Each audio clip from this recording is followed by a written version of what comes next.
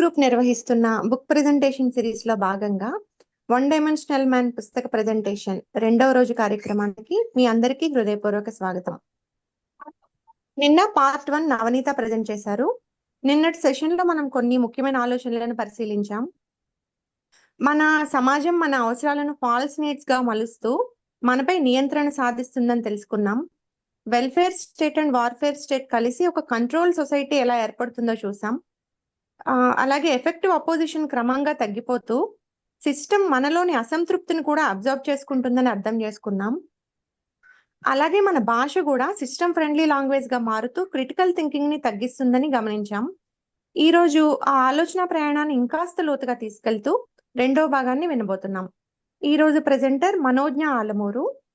ఆమె తెలుగులో ఎంఫిల్ పూర్తి చేశారు. ప్రస్తుతం ఎడిటర్ గా బాధ్యతలు నిర్వర్తిస్తున్నారు. విజయనగరంలో పుట్టి పెరిగిన ఆమె ఆంధ్ర యూనివర్సిటీ, సెంట్రల్ యూనివర్సిటీలో చదువుకున్నారు.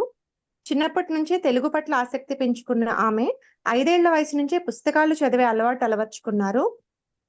6వ తరగతి నుంచే తెలుగు సాహిత్యంతో పరిచయం ఏర్పడి అదే ఆమెను ఈ దిశగా ముందుకు నడిపించింది. పుస్తకాలు చదవడం, చదివిన పుస్తకాలను సమీక్షించడం ఆమెకి ఇష్టం. ప్రస్తుతం రచనల్లో కూడా అడుగులు వేస్తూ భవిష్యత్తులో రాయడాన్ని పూర్తి స్థాయి వ్యాపకంగా చేసుకోవాలనే లక్ష్యంతో ముందుకు సాగుతున్నారు. ఇప్పుడు one dimensional man part 2 presentation కోసం మనోజ్ఞ ఆలమూరు గారిని ఆహ్వానిస్తున్నాను. Thank you. ఇది ఈ వన్ డైమెన్షనల్ మ్యాన్ అండి. ఇది నేను ఫస్ట్ టైం చదివాను ఈ పుస్తకము. అసలు ఈయన ఎప్పుడో రాశారు, ఈ మార్క్యూస్ అన్న ఆయన ఎప్పుడో రాశారు, కానీ అది ఇప్పటికీ ఎంత అడాప్టబుల్గా ఉన్నదో చదువుతూ ఉంటే నాకు ఏం చెప్పాలి, ఒక రకమైన ఆవేశము, ఒక రకమైన బాధ, మిక్స్డ్ ఎమోషన్స్ అన్నీ వచ్చాయన్నమాట. అరే ఈయన ఎప్పుడో రాశారు, అది కూడా యుఎస్, యూరోపు ఆ దేశాలని దృష్టిలో పెట్టుకుని రాశారు. కానీ ఇప్పుడు అప్పుడు కూడా రాసినప్పుడు కూడా మేబీ ప్రతి దేశానికి ఇది అన్ని అప్లికబుల్ అవుతాయి కదా. ఎంత ఆలోచించారు ఈయన, ఎంత సమాజాన్ని చదివి ఉంటారు, ఆ చదివిన దాంట్లోంచి ఆయన ఎంత డెప్త్గా, చాలా లోతుగా రాశారు అని అనిపించింది. దీన్ని 3 పార్ట్లు చేసినట్టున్నారు. నేనైతే ప్రస్తుతానికి సెకండ్ పార్టే చదివాను, బట్ దీని తర్వాత మాత్రం ఫస్ట్, థర్డ్ ఇవి కూడా చదువుతాను. ఇప్పుడు నిన్న ఫస్ట్ దాని గురించి మాట్లాడుకున్నారు, ఫస్ట్ పార్ట్ గురించి. నేను ఈరోజు సెకండ్ పార్ట్ గురించి మాట్లాడుతున్నా. ఇందులోని ఈ సెకండ్ పార్ట్లోని పర్టికులర్గా మొత్తం పొలిటికల్ వ్యవస్థ, పాలిటిక్స్ అనేది ఎలా ఉంటుంది అనేది మార్క్యూస్ వివరించారు. ఒక పొలిటికల్ వ్యవస్థ ఎలా ఉంటుంది, అది మనుషుల మీద ఎలా ప్రభావం చూపిస్తుంది, దాన్ని బట్టి నాయకులు కానీ మనుషులు కానీ ఎలా నడుస్తున్నారు, సమాజం ఎలా నడుస్తోంది, ఈ విషయాలన్నిటినీ చాలా లోతుగానే చర్చించారు. మొత్తానికి ఈ మొత్తం అంతా ఒక 50 పేజీల్లోనే రాసినట్టున్నారు, 50-60 పేజీల్లోనే రాశారు. కానీ ఆ 50-60 పేజీల్లోనే ఇవ్వాల్సిన డెప్త్ అంతా ఇచ్చారనిపించింది నాకు. కొంచెం అర్థం చేసుకోవడానికి టైం పట్టింది, బట్ ఒకసారి అర్థమైన తర్వాత అరే నిజమే కదా, అంటే మనం ఆలోచిస్తాం, నిజమే కదా, మార్క్యూస్ చెప్పింది కరెక్టే కదా, మనం ఇలాగే నడుస్తున్నాం, మనకి తెలుసు అవన్నీ, మనకి ఇన్నర్గా అవన్నీ మనం చాలాసార్లు ఫీల్ అయిన విషయాలే. కానీ మనం సమాజంతో పాటు అడుగులు వేసుకుంటూ వెళ్ళిపోతున్నాము. దీన్ని కూడా దీనికి కూడా ఆయన కారణాలు చెప్పారు. అప్పుడు మనం రియలైజ్ అవుతాం అనమాట, అవును కరెక్టే కదా, ఇలాగా ఇందువల్లనే మనం ఇది చేసాము, ఇలా ఉన్నాము అనే ఒక ఆలోచనని మనకి తిరిగి కలిగించడంలోని మార్క్యూస్ గారు చాలా సక్సెస్ అయ్యారని చెప్పాలి. ఈ సెకండ్ పార్ట్ మెయిన్ అంతా రాజకీయాలే. సో అందుకనే the closing of the political universe అని ఆ సెకండ్ పార్ట్కి పేరు పెట్టారు ఆయన. ఇందులోని రాజకీయాలు మనిషి జీవితాన్ని ఎలా ప్రభావితం చేస్తున్నాయి, వాటిని అనుసరించే మనిషి ఎలా తిరుగుతున్నాడు అనేది ఆయన మెయిన్గా చెప్పారు. ఇప్పుడు మొదటి పార్ట్లోని ఏవైతే మాట్లాడుకున్నారో భాష, సమాజము, ఇవన్నీ టెక్నాలజీ, ఇవన్నీ కూడా ఇందులో కూడా మిక్స్ చేస్తూ ఆ, దాన్ని దానితో పాటేనే చర్చించుకుంటూ ఆయన వెళ్ళారు. ఆ, ఆయన ఏమంటారంటే అసలు రాజకీయాలు అనేవి చాలా కాలంగా, చాలా ఏళ్ళగా, ఈయన పుస్తకం రాయడమే కొన్నేళ్ల క్రితం ఎప్పుడో రాశారు. సో అప్పుడే ఆయన చెప్పింది ఏంటంటే అప్పటి నుంచే రాజకీయాలు అనేవి చాలా కుచించుకుపోయాయి అంటారు. ఇక్కడ మీరు చూస్తే కనుక ఆ, అసలు మారతాయా, ఇప్పట్లో మారే అవకాశం ఉన్నదా అనే ఆలోచన కూడా మనకి కలగనివ్వనంతగా రాజకీయాలు కుచించుకుపోయాయి. వాటిని మనం యాక్సెప్ట్ కూడా చేసేస్తున్నాము. అంటే ఇదే పాలిటిక్స్, ఇలాగే నడవాలి, ప్రతి దేశంలోని ఇలాగే నడుస్తున్నాయి, ఈ రకంగా నడిస్తేనే దేశాలు ముందుకెళ్తాయి, లేకపోతే ఒక పాలన జరుగుతుంది, ఇలాంటి వ్యవస్థ అవసరము అనే ఆలోచనని మన బుర్రల్లోని ఆ, బలంగా నాటేశారు. ఎంత బలంగా నాటేశారంటే మనం దాని నుంచి బయటపడి ఒక్క ఇదిగా ఆలోచించినా కూడా అది మనకి మనమే తప్పు అనే అనే ఫీలింగ్ మనకు వచ్చేలాగా చేసేస్తున్నాయి అన్నమాట ఈ రాజకీయాలు.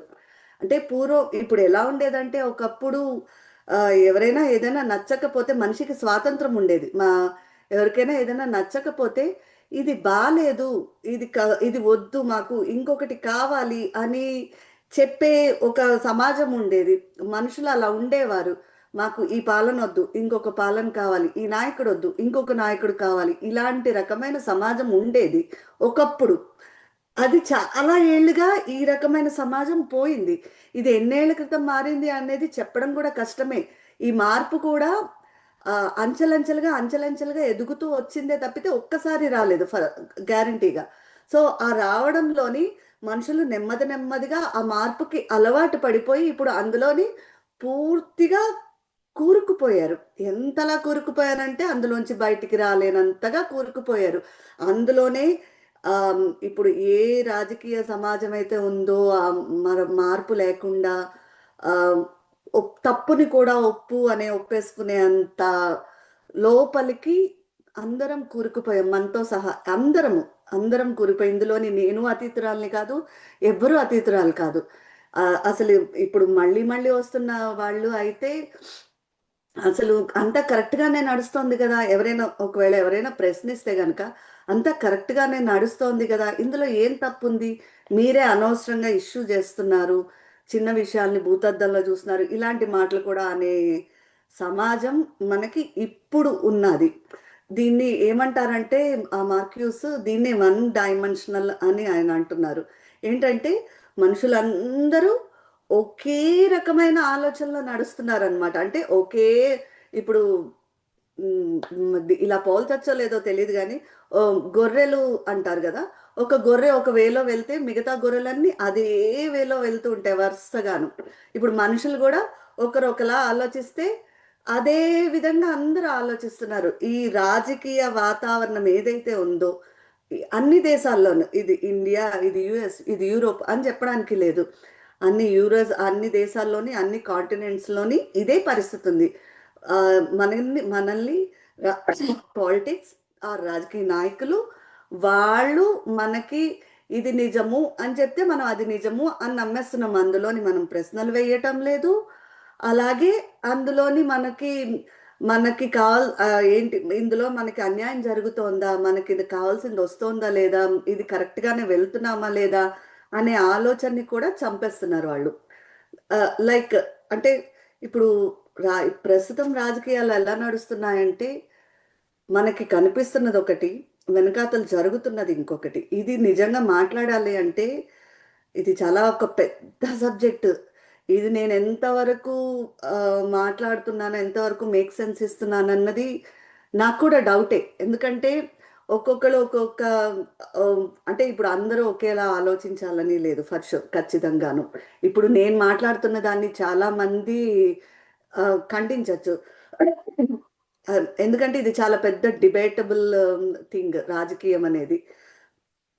ఇది నేను చాలా ఈ పుస్తకం చదవడమే కాకుండా నన్ను నేను అందరితో మాట్లాడింది, నా జీవితంలో నేను చూసినవి అవన్నీ కూడా అనలైజ్ చేసుకున్న తర్వాత అవును, మనుషులు ప్రశ్నించడం మానేశారు. ప్రశ్నించినా కూడా అంటే ఇప్పుడు నేను ఒక ప్రశ్న వేసినా కూడా అవతల వాళ్ళు తిరిగి ఒక సమాధానం అడిగితే నేను కరెక్ట్గా సమాధానం చెప్పలేనేమో అనే ఒక డౌట్ కూడా నాకు వచ్చింది. ఎందుకంటే పరిస్థితి అలా లేదు. రాజకీయంగా కానీ సామాజికంగా కానీ నేను ఒక ప్రశ్న రైజ్ చేస్తే తిరిగి ఇంకొకళ్ళు ఇంకొకటి నన్ను అడిగితే దానికి నేను సమాధానం చెప్పే పరిస్థితి నాకు కనిపించటం లేదు లిటరల్గా. సో దానివల్ల ఏంటంటే మొత్తానికే అందరము ఆలోచించడం మానేస్తున్నాం. ఒకే రకమైన ఆలోచనలోని జీవితాలని ఆ, వెళ్ళమార్చేస్తున్నాము. రైట్. ఇప్పుడు చాలా పెద్ద ఇక్కడ మీరు రెండో పాయింట్లో చూసుకుంటే చిన్న వ్యవస్థలో చిన్న చిన్న మార్పులు దొరికేస్తే మనకి చాలు, ఇది ఫైన్, బాగానే ఉంది కదా అంతా అని అనుకుంటున్నాం మనం. అంటే లైక్ మనకి ఇప్పుడు మన ఉద్యోగానికి తగ్గట్టు మన పన్ను ఎంత తగ్గింది, లేకపోతే మన జీతం ఎంత పెంచారు, మన జీవితం ఎంత సాఫీగా వెళ్తోంది, ఇలాంటి విషయాలని మనము దృష్టిలో పెట్టుకుని బతుకుతున్నాం తప్పితే దీని వెనకాతల ఎంత మనకు అన్యాయం జరుగుతోంది, మనం ఇవి పొందడానికి మనం ఏమి కోల్పోతున్నాము, ఇలాంటి విషయాలన్నింటినీ ఆలోచించడం మానేసాం. ఈ నిమిషం ఈ ఇప్పుడు మన జీవితము ఈ ప్రజెంట్ సిచ్యువేషన్లోని సరిగ్గా వెళ్ళిపోతుంది కదా, మనం అంతా బాగానే ఉంది కదా, మన జీతాలు మనకు వస్తున్నాయి, మనకు కావాల్సిన కొన్ని సౌకర్యాలు మనకి దక్కేస్తున్నాయి, ఇవన్నీ ఓకే కదా అనే ఫీలింగ్లోని మనం ఉండిపోయాము. మనం సుఖంగానే ఉన్నాం కదా, ఎందుకు మనం పోరాటం చెయ్యాలి అనే ఒక ఆలోచన కూడా మన బుర్రలోని వచ్చేస్తుంది. ఇదంతా కూడా ఒక పద్ధతి ప్రకారము ఒక రాజకీయంగా మనల్ని మలిచేశారు. మనలోని ఉన్న పొలిటికల్ థాట్స్ని అన్నిటినీ చంపేసి వాళ్ళు ఏదైతే అనుకున్నారో వాటిని మన బుర్రలోని నాటేశారు. ఎంత బలంగా నాటేశారంటే అందులోంచి బయటికి రాలేనంత బలంగా నాటేశారు. సో ఆ బలంగా నాటేయడంలోని ఈ పన్నులు తగ్గించడం, జీతాలు పెంచడం, వీటిని వరకు మాత్రమే మనము అయిపోయాము. అక్కడి నుంచి ముందుకి వెళ్ళలేకపోతున్నాం, అక్కడితోటి మనం ఆగిపోయాము. సో అవి మనకు వచ్చేస్తున్నాయి కాబట్టి ఈ పద్ధతి వద్దు, ఇవి అసలు ఏది కరెక్ట్గా జరగట్లేదు అని మనము అనలేనంతగా అయిపోయామన్నమాట. దీని వలన పొలిటికల్ చర్చలు ఆగిపోయాయి అంటారు మార్క్యూస్. అసలు రాజకీయంగా ఏం జరుగుతోంది, పొలిటికల్ దేశంలోని పొలిటికల్ థింగ్ కానీ, రాజకీయ నాయకులు కానీ సమాజాన్ని కానీ దేశాన్ని కానీ ముందుకు నడిపించడానికి వాళ్ళు ఏం చేస్తున్నారు, ఈ వ్యవస్థను ఎలా నడిపిస్తున్నారు అనే విషయాన్ని మనం ఆలోచించడమే మానేసాం. జస్ట్ మనకి కావాల్సిన వ్యవస్థ మనకు అనుగుణంగా నడుస్తోందా లేదా, మనము దాంతో మనం సాటిస్ఫై అయిపోతున్నామా లేదా అన్నది మాత్రమే చూస్తున్నాము, దాని మీదనే దృష్టి పెడుతున్నాము. అంతకు మించి లోతుల్లోకి మనం వెళ్ళలేకపోతున్నాం. ఇది ఒకప్పుడు ఉండేదా అంటే ఉండేదనే చెప్తున్నారు. ఉండేది, కానీ రాను రాను అది మారిపోతూ వచ్చింది. ఆ మారిపోయినది ఇప్పుడు మనల్ని పూర్తిగా మార్చేసింది అని చెప్తున్నారు. తర్వాత అదే ఇందులో చెప్తూనే ఇంతకు ముందు కార్మికులు విప్లవాలని చెప్పి చాలా జరిగేవి. సో ఇప్పుడు అవన్నీ మానేశారు.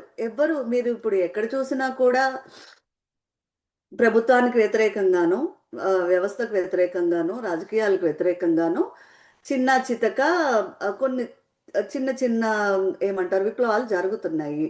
లైక్ ఒక రోజు ఏదో అందరూ రోడ్డు మీదకి వస్తున్నారు, కాసేపు అందరూ కలిసి అరుస్తున్నారు, వ్యతిరేకత వ్యక్తం చేస్తున్నారు, అక్కడితో అయిపోతుంది. దీన్ని ప్రభుత్వం పట్టించుకోవటం లేదు. ఆ తర్వాత ఎవరైతే ఈ విప్లవాన్ని చేస్తున్నారో వాళ్ళు కూడా పట్టించుకోవట్లేదు. దానికి విప్లవం అనే పెద్ద పేరు పెట్టాలా లేదా అన్నది కూడా పెద్ద డౌటే. సో వాళ్ళు కూడా పట్టించుకోవట్లేదు. ఒకరోజు మేము మా వ్యతిరేకతను తెలిపాం కదా, ప్రభుత్వం పట్టించుకుందా లేదా అది తర్వాత సంగతి, ఓకే అయిపోయింది, రేపటి నుంచి మళ్ళీ మన మూస పద్ధతిలో మనం వెళ్ళిపోదాము అన్నట్టే మనుషులు ఉన్నారు. ఇది ఎందుకు అయ్యింది అని అంటే మార్క్యూస్ ఏం చెప్తారు అంటే మనిషి జీవితంలోకి మెషిన్స్ వచ్చేసాయి. మనిషి మెషిన్ ఇప్పుడు రెండు ఒకటే అయిపోయాయి. ఇంతకు ముందు ఏంటంటే మనిషి పని చేసేవాడు, తన చేతులతో పనిచేసేవాడు, తన బుర్రతో ఆలోచించేవాడు, ఎవ్రీథింగ్ మొత్తం తన ఎఫర్ట్స్ అంతటిని అందులో పెట్టేవాడు. కానీ ఇప్పుడు మనిషికి మిషన్ తోడవడంతో, మనిషిని తోడు కూడా కాదు, మనిషిని మిషన్ ఆక్యుపై చేయడంతో, పూర్తిగా ఆక్యుపై చేసింది. ఈ మనిషి అనేవాడు ఆలోచించడం మానేశాడు. మిషన్ మీద పూర్తిగా ఆధారపడిపోయాడు. ఇప్పుడు కంప్యూటర్ మిషన్స్ అంటే ఎనీథింగ్ అనొచ్చు. కంప్యూటర్స్, ఫ్యాక్టరీలో పనిచేసే మెషిన్స్, ఏవైనా సరే మెషిన్సే. సో వాటిని తన చేతులతోటి పనిచేస్తూ తన బుర్రతో ఆలోచించే మనిషి ఇప్పుడు అది పక్కన పెట్టేసి మెషిన్ మీద ఆధారపడిపోతున్నాడు. మెషిన్ ఎలా చెప్తే అలా చేస్తున్నాడు. తన బుర్రని అసలు వాడటమే లేదు.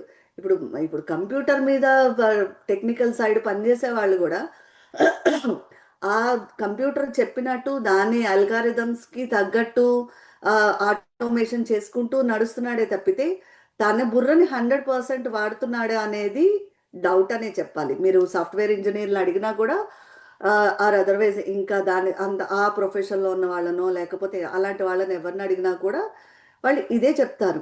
మేము ఒక 10% బుర్ర పెడితే మెషిన్స్ 90% పెడుతున్నాయి. అందులో పని అయిపోతుంది కదా, మళ్ళీ ఎందుకు మనం ఆలోచించడము అని అంటారు. ఇప్పుడు మిషన్ మనలోకి ఎంతలా వచ్చేసిందంటే మనం ఏమైనా చెయ్యాలి అంటే కూడా నేను ఇవి చిన్న చిన్న ఉదాహరణలతోటి నేను ఇది వివరిస్తాను. ఇప్పుడు మనము ఏదైనా ఒక 2 రోజుల తర్వాత మనకు ఒక అపాయింట్మెంట్ ఉంది. సో దాన్ని మనం గుర్తుపెట్టుకోవాలి. ఒకప్పుడు మన బుర్రలో గుర్తుపెట్టుకునే వాళ్ళం, లేకపోతే ఒక చోట రాసుకుని ఉంచుకునే వాళ్ళము. కానీ ఇప్పుడు ఏమైందంటే ఫోన్లో ఒక రిమైండర్ పెట్టుకుంటున్నారు, లేకపోతే ఒక ల్యాప్టాప్లో రిమైండర్ పెట్టేసుకుంటున్నారు.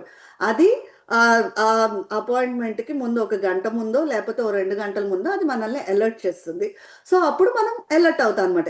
ఈ మనిషి ఏం చేస్తున్నాడు, ఈ ఫోన్లో రిమైండర్ పెట్టుకోగానే దాని గురించి మర్చిపోతున్నాడు. ఇంకా తన బుర్రను వాడాలి, నేను గుర్తు పెట్టుకోవాలి, నా బుర్రను వాడాలి అనే విషయాన్నే పక్కన పెట్టేస్తున్నాడు. ఇది చాలా చిన్న విషయము. నేను ఇది మన రోజువారీలోని జరిగే చిన్న విషయం గురించి చెప్తున్నాను. ఇది చాలా పెద్దది. మనిషి మొత్తం తన జీవితం అంతటికీ కూడా దీన్ని అప్లై చేస్తున్నాడు. సో తను చేయాల్సిన పనులు, తాను గుర్తు పెట్టుకోవాల్సిన పనులు, తాను ఆలోచించాల్సిన పనులను కూడా మిషన్ల మీద ఆధారపడిపోయి సో మొత్తం వాటికే అప్పచెప్పేస్తున్నాడు. దీనివల్ల మనిషి కూడా ఒక మిషన్ అయిపోయాడు, ఆ మిషన్లో ఒక భాగం అయిపోయాడు అని మార్క్యూస్ అంటున్నారు. దీనివల్ల ఏమవుతుందంటే మనుషులు పోరాటాలు ఎందుకు చేయాలి, మనకు అన్ని దక్కేస్తున్నాయి కదా.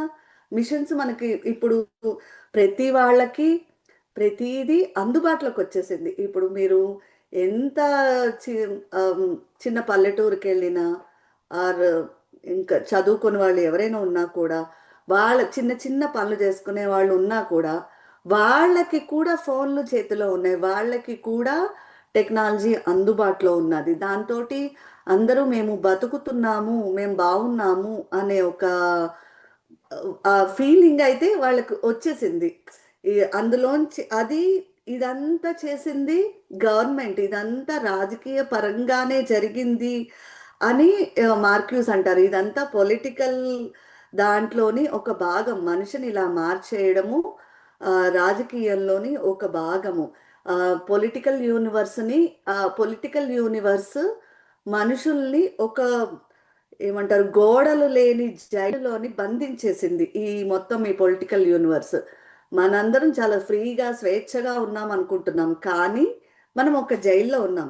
కాకపోతే ఇప్పుడు నిజంగా పోలీస్ స్టేషన్లో ఉండే జైల్స్ లైక్ 4 గోడలు కటకటాలు అవి మనకి కనిపించట్లేదు, కానీ మనము సమాజము అనే ఒక క్లోజింగ్ జైల్లోని ఉండిపోయాము. ఆ పొలిటికల్ యూనివర్స్ మనల్ని అలా మార్చేసింది. మనకి ఏది కావాలో వాటిని మన ముందు పెడుతున్నారు, అవి మనం తీసుకుని హ్యాపీగా ఫీల్ అయిపోతున్నాము అంతే. కానీ మనకి ఏదైతే నిజంగా రావాలో, మనం దేనికైతే అర్హులమో అవి మనకి దక్కట్లేదు. వాటిని మనము గుర్తించలేకపోతున్నాము. అంతలాగా పొలిటికల్ యూనివర్స్ మనల్ని ఒక జైల్లో బంధించేసింది అని హెర్బర్ట్ మార్క్యూస్ చాలా వివరంగా మనకి చెప్తున్నారనమాట. ఇంకా ఆయన ఏం చెప్తున్నారంటే, ఇప్పుడు ప్రతి వాళ్ళకి చిన్న ఉద్యోగి అయినా పెద్ద ఉద్యోగి అయినా ఆ, ఎవరైనా సరే అందరికీ ఏసీ గదులు ఉంటున్నాయి, ఇన్సూరెన్స్ ఉంటున్నది, కార్లు ఉంటున్నాయి, కార్లు కాకపోతే బైకులు ఉంటున్నాయి, ఏదో ఒక ఒక సౌకర్యంతో అయిన ఫెసిలిటీ ఉంటుంది. ఆ, ఇవన్నీ ఇస్తున్నప్పుడు వ్యవస్థను ఇంకెందుకు ప్రశ్నించాలి, ఇంకెందుకు విమర్శించాలి అనే ప్రశ్న సహజంగానే వస్తుంది. ఇప్పుడు నేను కూడా ఏమీ ప్రశ్నించటం లేదు, నా పని నేను చేసుకుని వెళ్ళిపోతున్నాను, నాకు కావాల్సినవన్నీ వస్తే నా పని నేను చేసుకుని వెళ్ళిపోతున్నాను. నేను అనుకున్నా నేను చాలా నిజాయితీగా ఉన్నా, నేను ఏ తప్పు చేయటం లేదు, నేను బాగానే ఉన్నాను, నా ఎఫర్ట్స్ పెడుతున్నాను, నేను చేసుకుని వెళ్ళిపోతున్నాను, అంతా బాగుంది కదా అనే ఫీలింగ్లోనే ఉన్నాం. నేను కూడా అలాగే ఉన్నాను, ఉంటున్నాను, ఇప్పటికీ ఉంటున్నాను. కానీ ఇలాంటివి ఐ మీన్ ఈ హెర్బర్ట్ మార్క్యూస్ రాసిన వన్ డైమెన్షనల్ బుక్ లాంటివి చదివినప్పుడు మన ఆలోచన పరిధి అందులోంచి కాస్త బయటకు వస్తుంది. అంటే మనం ఇది చదివేసి పోరాటాలు విప్లవాలు చేసేస్తామా అంటే చెయ్యము డెఫినెట్గా. మళ్ళీ మనం మన ఆ మూసలోనే వెళ్ళిపోతాం డెఫినెట్గా. కానీ కొంచెమైనా ఆలోచించడానికి మనకి స్కోప్ ఇస్తుంది ఇది. ఆయన మనం ఎలా ఉన్నామో అట్లీస్ట్ మన ఉనికి ఏంటి, మనం ఎలా ఉన్నాము అనేది మనం తెలుసుకోవడానికి అట్లీస్ట్ ఈ వన్ డైమెన్షనల్ మ్యాన్ అనే పుస్తకము ఉపయోగపడుతుందని నాకైతే అనిపించింది. ఆ, మీరు సమాజాన్ని మార్చకపోయినా నిన్ను నువ్వు తెలుసుకోవడం కూడా చాలా ముఖ్యమని నేను అనుకుంటాను. మనల్ని మనం తెలుసుకోవడము, మనం ఏ పరిధిలో ఉన్నాము, మనము బావిలో కప్పల్లా ఉన్నామా లేకపోతే చెరువులో చేపల్లా ఉన్నామా, ఇది మనకి తెలియాల్సింది చాలా అవసరం ఉన్నది.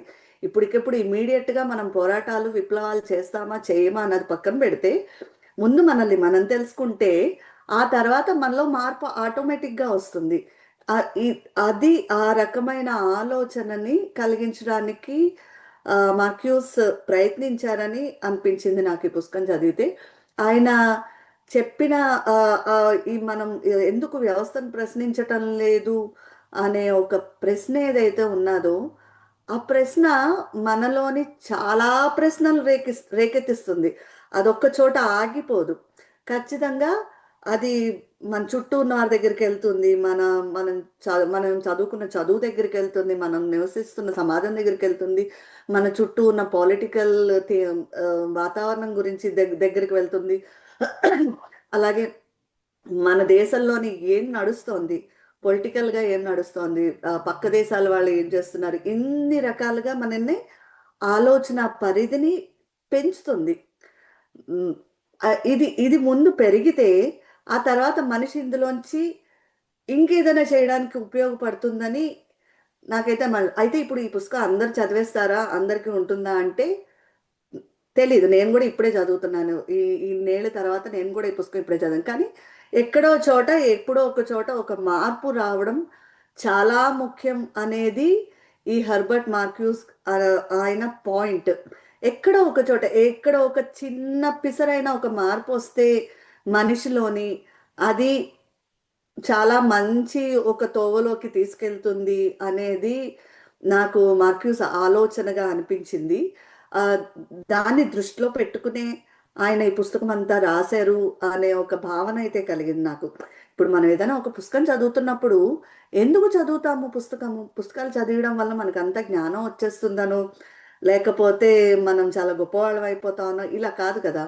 ఒక ఆలోచన, ఒక మంచి పుస్తకం ఎప్పుడు చేయాల్సిన పని ఏంటంటే ఒక ఆలోచనని మనలో పుట్టించడం.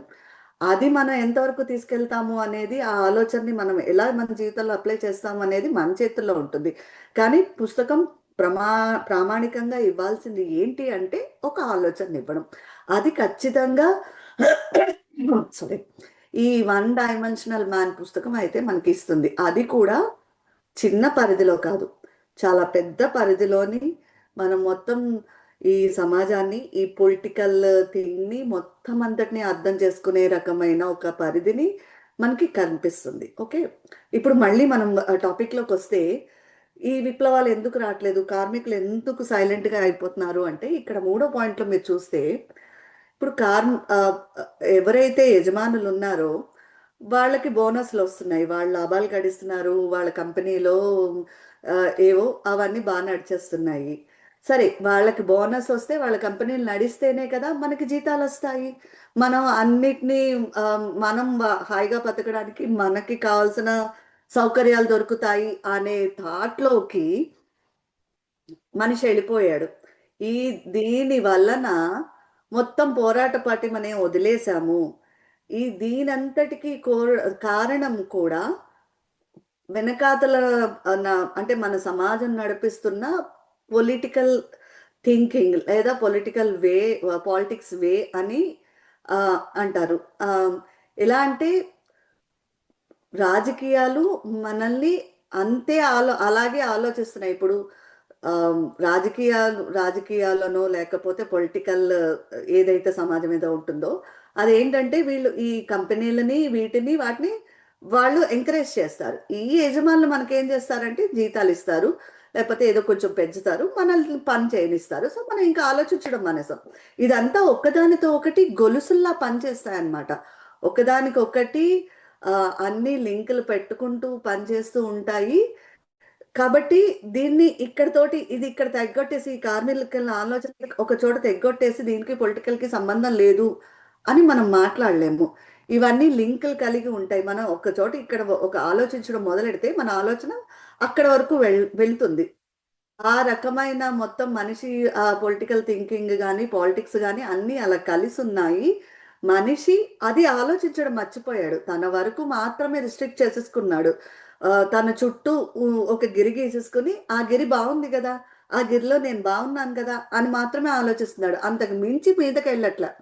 అంతకు మించి ఇంకొంచెం మీదకి వెళ్తే సమాజంలో ఏం జరుగుతోంది, దేశంలో ఏం జరుగుతోంది, పొలిటికల్గా ఏం జరుగుతోంది, రాజకీయాలు మనల్ని ఎలా కుచించుకుపోయేలా చేస్తున్నాయి అనే ఆలోచనని మనం ఆలోచించగలుగుతాం. దాన్ని ఆపడానికి మనకి సౌకర్యాలన్నీ ఇచ్చేస్తున్నారు అనేది మార్క్యూస్ చెప్పాలనుకుంటున్న మెయిన్ పాయింట్. అది తన మనుగడ కోసం ఒప్పేసుకుని చివరి తప్పును కూడా అంగీకరించేస్తున్నారు అంటారు ఆయన. ఇప్పుడు ఇది పొలిటికల్గా చాలా తప్పులు జరుగుతున్నాయి, మనకందరికీ తెలుస్తూనే ఉంటుంది. ఏది ప్రపంచంలోని రైట్ నౌ అయితే టెక్నాలజీ వల్లనో దేని వల్లనో అనుకుంటే ప్రస్తుతము ఏది మనిషికి తెలియకుండా లేదు. అన్ని విషయాలు బహిరంగంగానే జరుగుతున్నాయి.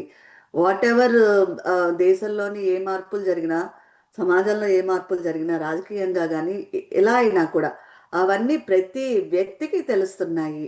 సో అంత తెలిసినా కూడా మనం ఏం మాట్లాడట్లేదు అంటే మనం ఆ తప్పును కూడా అంగీకరించేస్తున్నాం. మన గిరిలో మనం భద్రంగా ఉండడానికి మిగతాదంతా ఏమైపోతే ఏంటి అనే ఒక నిజంగా మనం బావిలో కప్పల్లాగా బతికియడానికి అలవాటు పడిపోయాము.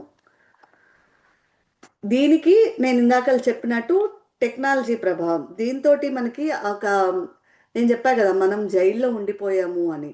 అలాగా ఈ టెక్నాలజీ తోటి మనకి సంకెళ్ళేసేస్తున్నారు అంటారు మార్క్యూస్. ఎలా అంటే మనకి ఇప్పుడు మనము ఈయన ఒక పదం కూడా వాడారు. అదేంటంటే సౌకర్యవంతమైన బానిసత్వం. ఈ సౌకర్యవంతమైన బానిసత్వాన్ని మనకి ఈ పొలిటికల్ యూనివర్స్ మనకి అలవాటు చేసేసింది. ఎలా అంటే ఇప్పుడు మనకి ఇప్పుడు మన ఇంట్లో ఉన్న వస్తువుల్లోని మనకి ఇది అవసరం లేదు అని మనకి అసలు ఒక ఆలోచన కూడా ఉండదు. అందరి ఇళ్లలోని టీవీలు ఉన్నాయి, ఓకే మనకు కూడా టీవీ ఉండే. అందరి ఇళ్లలోని కార్లు ఉన్నాయి, ఓకే మనకు కూడా కార్లు ఉన్నాయి. మనకి ఇప్పుడు కారు అవసరమా, మనం కారు కొనుక్కోగలమా, లేకపోతే టీవీ అవసరమా, టీవీ కొనుక్కోగలమా అనేది మనం ఆలోచించడం మానేసాం. ఒక రకమైన వస్తువుల మీద వ్యామోహాన్ని పెంచుకుంటున్నాం. ఒకప్పుడు మనుషుల మీద ఉండే వ్యామోహాన్ని, అంటే మనిషికి మధ్య ఉండే సంబంధాలు వ్యామోహాలు ఏదైనా దాన్ని ఇప్పుడు మనం వస్తువుల మీదకి మళ్ళిస్తున్నాం. మన ఇల్లు అంటే మనకు వ్యామోహం, మన టీవీ అంటే మనకి ఇష్టం, మన కార్ అంటే మనకి ఇష్టం. అవతల మనిషి మీద ఉన్నా లేకపోయినా మన వస్తువుల మీద మనకి ఆ రకమైన ప్రేమ ఉంటుంది. ఇవన్నీ కృత్రిమ అవసరాలు అంటారు. ఈ కృత్రిమ అవసరాలని తీర్చుకోవడమే జీవిత ధ్యేయము ఈ అనే ఒక విషయాన్ని మన బుర్రల్లోని ఈ టెక్నాలజీ ద్వారా ఇప్పుడు వస్తున్న టెక్నాలజీయో లేకపోతే కొన్ని ఏళ్లుగా అభివృద్ధి చెందుతున్న టెక్నాలజీయో మన బుర్రల్ని ట్యూన్ చేసేసాయి. ఆ టెక్నాలజీ మన లోపలికి చొచ్చుకుపోయి ఈ కృత్రిమ అవసరాలే మన జీవిత ధ్యేయాలు. వీటిని కోసమే మనం బతుకుతున్నాం. ఇప్పుడు మీరు చాలా మందిని గమనిస్తే, నీ గోల్ ఏంటి? నువ్వు జీవితంలో ఏం సాధించాలి అనుకుంటున్నావు? నువ్వు ఎందుకు చదువుకున్నావు అంటే, ఎందుకు చదువుకున్నావు అసలు ఫస్ట్? చదువుకున్నావు అంటే ఒకప్పుడు నాకు చదువుకున్నది నా జీవితం నడవడానికి, జ్ఞానం రావడానికి అనే మాట ఒకటి వినిపించేది ఒకప్పుడు. కానీ ఇప్పుడు నువ్వు ఎందుకు చదువుకున్నావు అంటే, మంచి ఉద్యోగం కోసం. మంచి ఉద్యోగం ఎందుకు అంటే, నాకు మంచి ఉద్యోగం ఉంటే కదా డబ్బులు వస్తాయి. డబ్బులు వస్తేనే కదా నేను అన్ని చేసుకోగలను. నీ అల్టిమేట్ గోల్ ఏంటంటే ఈ కృత్రిమ అవసరాలు. ఇవి తీరిపోతే నీ దగ్గర డబ్బులు ఉంటే నువ్వు హాయిగా బతుకుతున్నావనే అర్థము. మిగతాదంతా నీకు అనవసరం. ఇందాక చెప్పినట్టు మిగతాదంతా సమాజంలో ఏం జరుగుతోంది, దేశంలో ఏం జరుగుతోంది, పాలిటిక్స్ ఏమవుతున్నాయి, నాయకులు మనల్ని ఎలా మోసం చేస్తున్నారు, మనల్ని ఎలా ఆ, నమ్ నమ్మించి మోసం చేస్తున్నారు, ఇలాంటివన్నీ మనం పక్కన పెట్టేస్తున్నాము. మరి ఏమైతే ఏమైందిలే, ఎవడో ఒకడు ఉన్నాడు కదా, ఏదో ఒకటి చేస్తున్నాడు కదా, మనం ఎందుకు అనవసరంగా ఇప్పుడు దాన్ని మనం వ్యతిరేకించాలి అనేది మన అంతవరకే ఆలోచిస్తున్నాము. మన బుర్రని అంతవరకే ఆలోచించేలాగా ట్యూన్ చేశారు అంతే. ఎందుకంటే మనకు కావాల్సిన అవసరాలన్నీ తీరిపోతున్నాయి కదా, ఇంతే. ఇది నేను చాలా రోజులుగా నేను పర్సనల్గా నేను మనుషులతో మాట్లాడి నేను చాలా ఎక్స్పీరియన్స్ అయ్యాను. లైక్ ఒకసారి ఆ, నా అంటే ఈ థింకింగ్ ఎంత వరకు ఎంత ఎక్స్ట్రీమ్కి వెళ్ళిపోతుంది అంటే, ఉమ్, చిన్న ఉదాహరణ ఇది. అంటే పొలిటికల్కి సంబంధించిన మనుషుల ఆలోచన ఎలా ఉన్నది అనే దాని గురించి నేను చెప్తున్నా. ఆ, ఒక నా ఫ్రెండ్ అతనితో మాట్లాడుతూ ఉంటే సద్గురు టాపిక్ వచ్చింది. హీఈస్ ఫాలోయింగ్ సద్గురు యూట్యూబ్లోని. అంటే ఫాలోయింగ్ అంటే యూట్యూబ్లోని ఆయన వీడియోస్ చూస్తూ ఉంటాడు, సద్గురు వీడియోస్. ఆయన చెప్పే మాటలు వింటూ ఉంటారు. ఆ ఆ మాటల ప్రభావము నా ఫ్రెండ్ మీద ఉన్నది. దానికి తగ్గట్టు తను మలుచుకోవడానికి ప్రయత్నిస్తూ ఉంటాడనమాట. సో ఎందుకు ఫాలో అవుతున్నాము ఏంటి అంటే, ఇది నాకు హెల్ప్ చేస్తుంది కదా నేను బాగా ఉండడానికి. అంటే బాగా అంటే ఏంటంటే తన సంపాదన మీద, తన కుటుంబం మీద దృష్టి పెట్టడానికి, ఇంకేవి ఆలోచించకుండా దృష్టి పెట్టడానికి అతని మాటలు అవసరం పడుతున్నాయి కదా. నేను పీస్ఫుల్గా ఉంటున్నాను కదా, అందుకని నేను సద్గురుని ఆయన మాటల్ని నన్ను ప్రభావితం చేస్తున్నాయి అని చెప్పాడు. నేను నేను ఒకటే మాట అడిగాను, ఈ సద్గురు గురించి మీకు తెలుసా అంటే, ఆ, తెలుసు, ఆయన అక్కడ పెట్టాడు, అదేదో ఆశ్రమం కట్టాడు, అక్కడ ఉన్నాడు, ఇది చేశాడు. అసలు ఆ ఆశ్రమం ఎలా వచ్చింది, దాని వెనకాతలు ఏమున్నది, అతని జీవితం ఏంటి, అతను ఎన్ని అన్యాయాలు చేశాడు, అతనికి పేరు ఎలా వచ్చింది, ఇప్పుడు పేరు వచ్చిన తర్వాత ఏం మాటలు చెప్తున్నాడు, ఇవన్నీ మీకు ఎప్పుడైనా ఆలోచించారా, వీటి గురించి మీకు తెలుసా అంటే, తెలుసు, కానీ నాకేం సంబంధం వాటితోటి, ఆయన చెప్పిన మాటలు నాకు నచ్చాయా లేదా, అవి నా జీవితంలో నాకు ఉపయోగపడుతున్నాయా లేదా, అంతవరకే నేను ఆలోచిస్తాను. రెస్ట్ ఆఫ్ థింగ్స్ నాకు అనవసరం. ఆ సద్గురు ఏం చేస్తే నాకేంటి, ఎవరిని చంపేస్తే నాకేంటి, లేకపోతే ఆ, ఎవరిని మోసం చేస్తే నాకేంటి అని మాట్లాడాడు. నేను ఐ వాజ్ షాక్. అంటే నీకు ఆ మనిషి చెప్పిన మాటలు నీకు నచ్చితే సరిపోతుంది, కానీ ఆ మనిషి దాన్ని ఆచరిస్తున్నాడా లేదా, ఆ మనిషి దాని ప్రకారం బతుకుతున్నాడా లేదా, దానికి అంతకు ముందు ఏం చేశాడు, ఇవన్నీ నువ్వు పట్టించుకోవన్నమాట. అంటే నువ్వు నీ చుట్టూ నువ్వు గిరిగీసేసుకుని నువ్వు అక్కడ ఉండిపోతావు అనమాట. ఇది పాయింట్ వ్యూలో చెప్పాను, కానీ ఇది పొలిటికల్గా ఈ సద్గురు ఏదైతే చేశాడో, ఇప్పుడు పొలిటికల్గా దేశంలో నాయకులు మనల్ని ఇది ఇదే పద్ధతిలోని మనల్ని ట్రీట్ చేస్తున్నారు. మన చుట్టూ ఒక గిరి గీసి మనల్ని అందులో పెట్టేసి, నువ్వు బాగున్నావు, నీకు ఇది ఇంతవరకే అవసరము, అంతకు మించి నువ్వు వెళ్ళకు, నీ ఆలోచన పరిధిని పెంచకు, నీకు ఇంతకు మించి దాటితే ఉపయోగం లేదు, నువ్వేం చేయలేవు అనే ఒక పరిస్థితిని మనకి కల్పించేశారు. మనం దాన్ని యాక్సెప్ట్ చేసేసేలాగా మన జీవితాలని ఈ కండిషనింగ్ అంటారు కదా, అది చేసేసారు. ఈ కండిషనింగ్ ఆల్ ఆఫ్ సడన్ ఒక్కసారి అయిపోయింది అయితే కాదు, ఫర్ షూర్. ఇది చాలా ఏళ్ళుగా చాలా మంది చేస్తూ వచ్చిన కండిషనింగ్. వాళ్ళ ఒక గ్రూప్ ఆఫ్ పీపుల్ వాళ్ళ ఇది నెరవేర్చుకోవడానికి మిగతా వాళ్ళందరినీ ఒక కండిషనింగ్లో పెట్టేయడము ఇది జరుగుతున్నది. ఇది ఎప్పటి నుంచో జరుగుతున్నది. సో ఇప్పుడు ఏంటంటే ఈ మనిషి ఏం చేస్తున్నాడంటే ఈ ఈ గిరి లోపల ఉండిపోయి తన కృత్రిమ అవసరాలను తీర్చుకోవాలనే ఒక దీంట్లోని అసలు ప్రశ్నించడమే మర్చిపోతున్నాడు. ఆ ప్రశ్నించాలనే ఆలోచనే తన బుర్రలోకి రానివ్వట్లేదు. ఎందుకంటే ఈ కృత్రిమ అవసరాలన్నీ చాలా పెద్దగా కనిపిస్తాయి ఆ మనిషికి. వాటి చుట్టూరానే పరిగెడుతూ ఉంటాడు. అంటే ఇప్పుడు ఒక సర్కిల్ లాగా ఒక గిరి ఉంది అంటే దాన్ని ఇలా రౌండ్ రౌండ్ రౌండ్ రౌండ్ వేస్తూ ఉంటాడు అనమాట.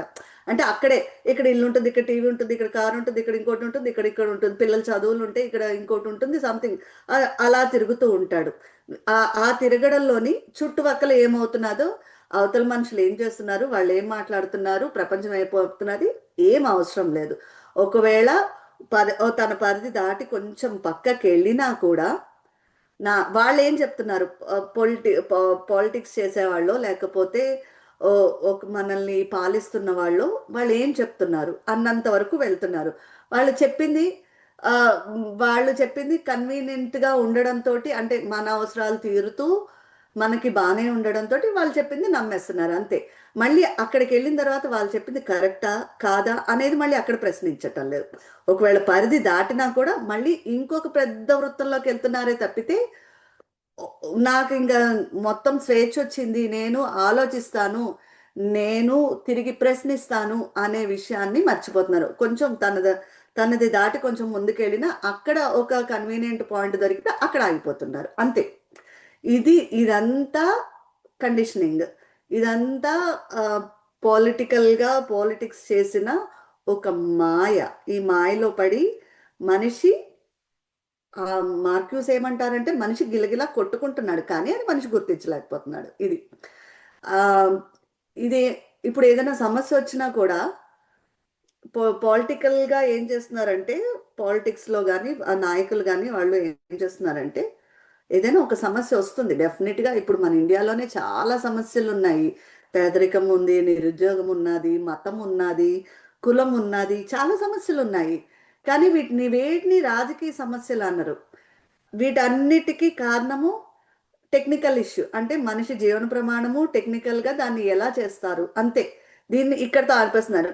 నువ్వు ఇప్పుడు ఒక కులం గురించో, ఒక మతం గురించో, లేకపోతే ఇంకా ఒక దేశంగానే ఒక ఇంకొక విషయం, అంటే ఇప్పుడు మొత్తం కరప్షన్ నడుస్తుంది, లేకపోతే ఇంకేదో నడుస్తుంది, ఒక రాజకీయ నాయకుడు తనకు సంబంధించే మొత్తం అంతా చేసుకుంటున్నాడు, దేశాన్ని నడిపించాలని చూస్తున్నాడు అనే ఏమైనా రాజకీయంగా సమస్యలు ఏమైనా వస్తే గనక దాన్ని పక్కన పెట్టేలాగా ఒక పథకం ప్రవేశపెడతారు, లేకపోతే ఏదో ఒక టెక్నికల్ ఇది తీసుకుని వస్తారు.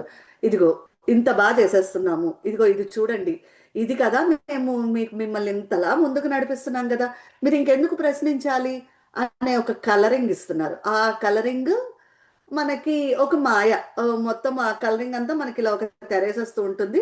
ఆ తెర వెనకాతలో మనం బతికేస్తూ ఉంటాం మళ్ళీ మామూలు యథావిధిగా మనం ఇది.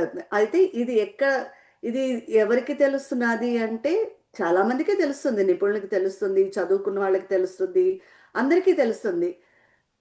కానీ సామాన్యులకి సంబంధం లేదు. ఇది తెలుస్తుంది, వాళ్ళు చేస్తారు, మేము చూస్తున్నాము, నిపుణులు మేము పర్యవేక్షిస్తున్నాము, మేము పొలిటికల్ నాయకులు మేము దీని గురించి ఆలోచిస్తున్నాము, ఇలాంటి మాటలన్నీ మాట్లాడతారు.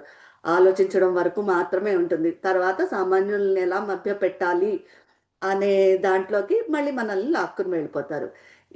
ఈ రకంగా మొత్తం పొలిటికల్ వ్యవస్థ నడుస్తుంది.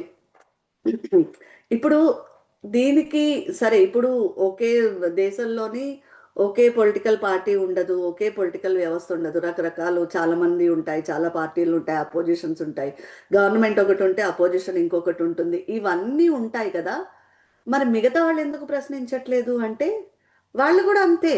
ఇప్పుడు పేరుకే పార్టీలు వేరు అంతే, కానీ కొంచెం మనం లోపలికి వెళ్ళి డెప్త్గా చూస్తే పెద్ద తేడా ఏముండదు. అనడానికైతే ఇప్పుడు మనం ఇండియాలోనే తీసుకుంటే బీజేపీ కాంగ్రెస్ని తీసుకుంటే BJP Congress always Congress BJP తప్పు, కాంగ్రెస్ బీజేపీదే తప్పు అంటే బీజేపీ కాంగ్రెస్దే తప్పు అంటుంది ఫర్ షూర్. ఇది మీరే తప్పు, మీరే తప్పు, మీరేం చేస్తున్నారో అదంతా అర్థం పర్థం లేదు అని మాట్లాడటం అయితే మాట్లాడతారు. సరే అని ఇప్పుడు బీజేపీ గవర్నమెంట్ పడిపోయి కాంగ్రెస్ వచ్చి ఏమైనా చేసేస్తుందా? మొత్తం మన మనుషుల్ని ఆలోచన విధానాన్ని మార్చడమో లేకపోతే జీవన ప్రమాణాలను మార్చడమో ఏమైనా చేస్తుందా అంటే చేయదు. మళ్ళీ కాంగ్రెస్ వచ్చి అంటే ఏదో బీజేపీ కన్నా కొన్ని కొన్ని చోట్ల కొంచెం మంచి ఏమైనా చేస్తే చేయొచ్చేమో కానీ ఇప్పుడు మనం ఏదైతే ఈ మొత్తం విషయాలు మాట్లాడుకుంటున్నామో వాటన్నిటిలోని మార్పులు తీసుకురావడానికి అయితే కాంగ్రెస్ కూడా ప్రయత్నించలేదు ఖచ్చితంగాను. అది కూడా మళ్ళీ నేను పార్టీల పేర్లు కేవలం మనకి తెలుసు అని మాత్రమే చెప్తున్నాను. బట్ జస్ట్ అపోజిషన్ గవర్నమెంట్కి మధ్యలో ఈ అపోజిషన్ వచ్చినా అధికారం చేతిలోకి వచ్చినా కూడా అది కూడా అలాగే నడుస్తుంది తప్పితే పెద్ద మార్పు ఏమీ ఉండదు.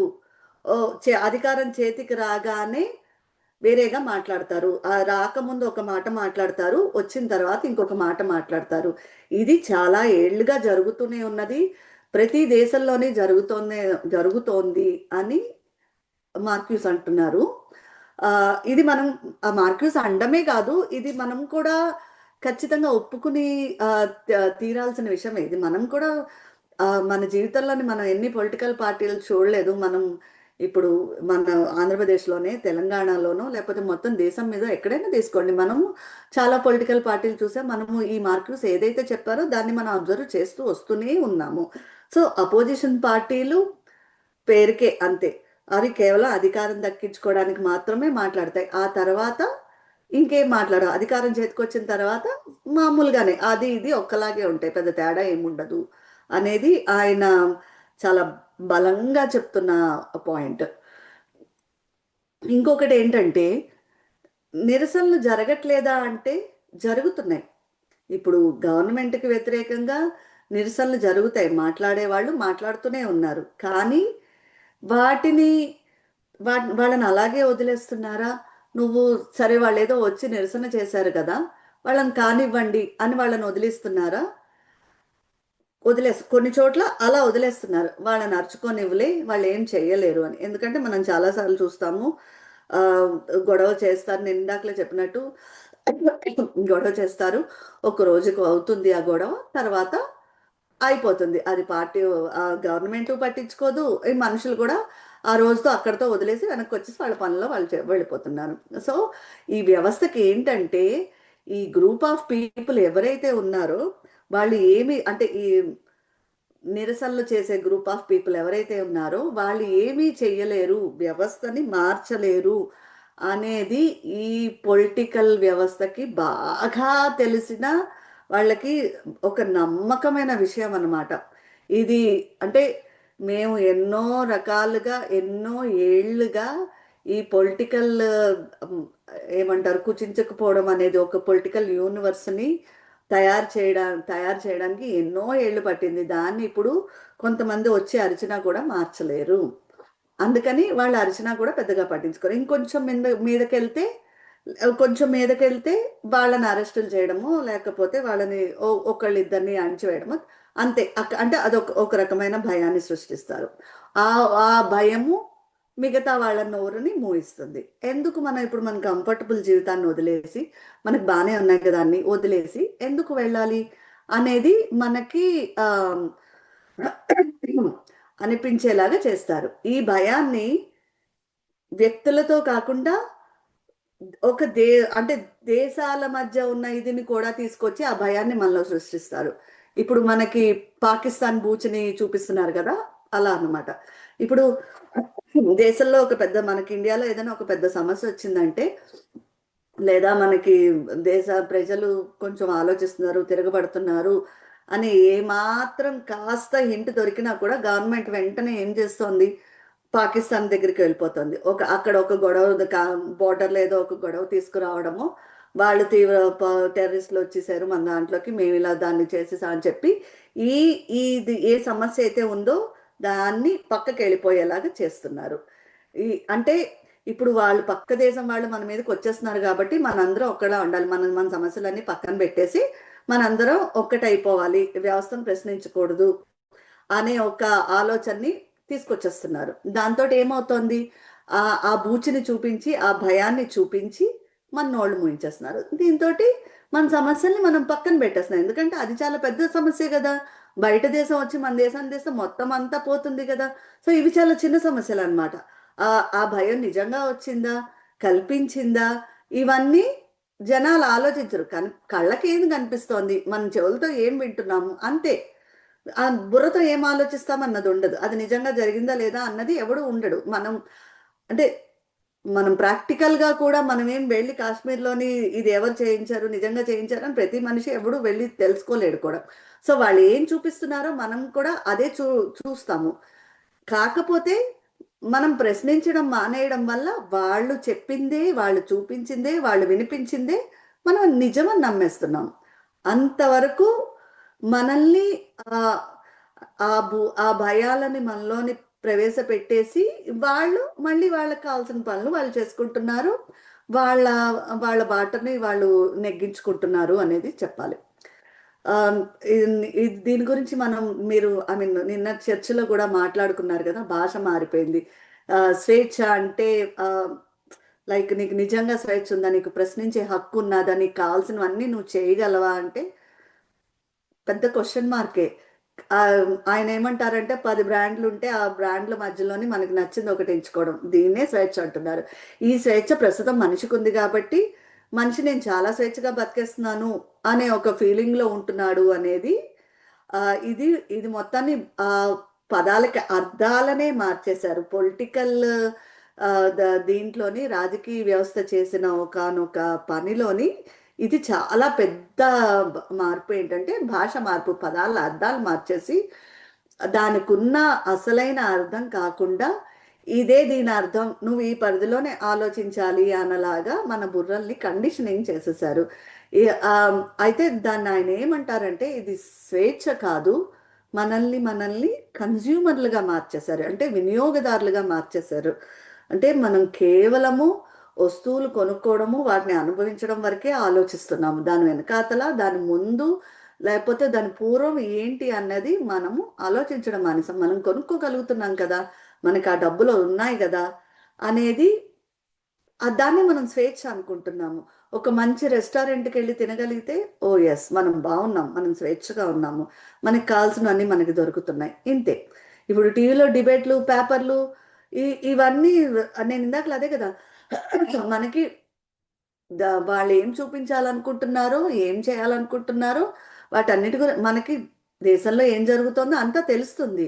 కానీ వాళ్ళు ఏం చేయాలనుకుంటున్నారు, వాళ్ళు ఏం చూపించాలనుకుంటున్నారు అది మాత్రమే తెలుస్తుంది. టీవీ డిబేట్లు, పేపర్లు ఇవన్నీ కూడా అందుకు అనుగుణంగానే ఉంటాయి. అందులో ఇవి మనం చదువుతాం, డిబేట్లు వింటాము, పేపర్లు చూస్తాము, అన్నీ చదువుతాము, రకరకాలుగా కొంతమంది వాళ్ళకి వాళ్ళు మాట్లాడుకుంటారు, అన్నీ చేస్తారు. కానీ ఇవి కూడా ఆ పరిమితిలోనే ఉంటాయి. వాళ్ళు ఏదైతే చెప్పారో, వాళ్ళు ఏదైతే మనకి చూపించారో, ఏదైతే వినిపించారో ఆ పరిధిలోనే మాట్లాడుకుంటాము, అంతకు మించి ముందుకు వెళ్ళము. ఓకే, ఒకవేళ వెళ్తే గనక వాళ్ళని చెప్పా కదా, సంఘ విద్రోహులను లేకపోతే పిచ్చి వాళ్ళగానో చూస్తారు, అరెస్టులు చేస్తారు, వాళ్ళ నోర్లు మూయించేస్తారు. ఏమవుతుంది, ఒక 10 మంది నోర్లు మూయించేస్తారు. ఆ 10 మంది నోర్లు మూయించేయడం వల్ల మిగతా ఒక 10 లక్షల మంది నోర్లు మూసేసుకుంటారు. అరే మనల్ని కొంచెం అంటే మనం ఏమైనా మాట్లాడితే వెంటనే జైల్లోకి వెళ్ళిపోతాము.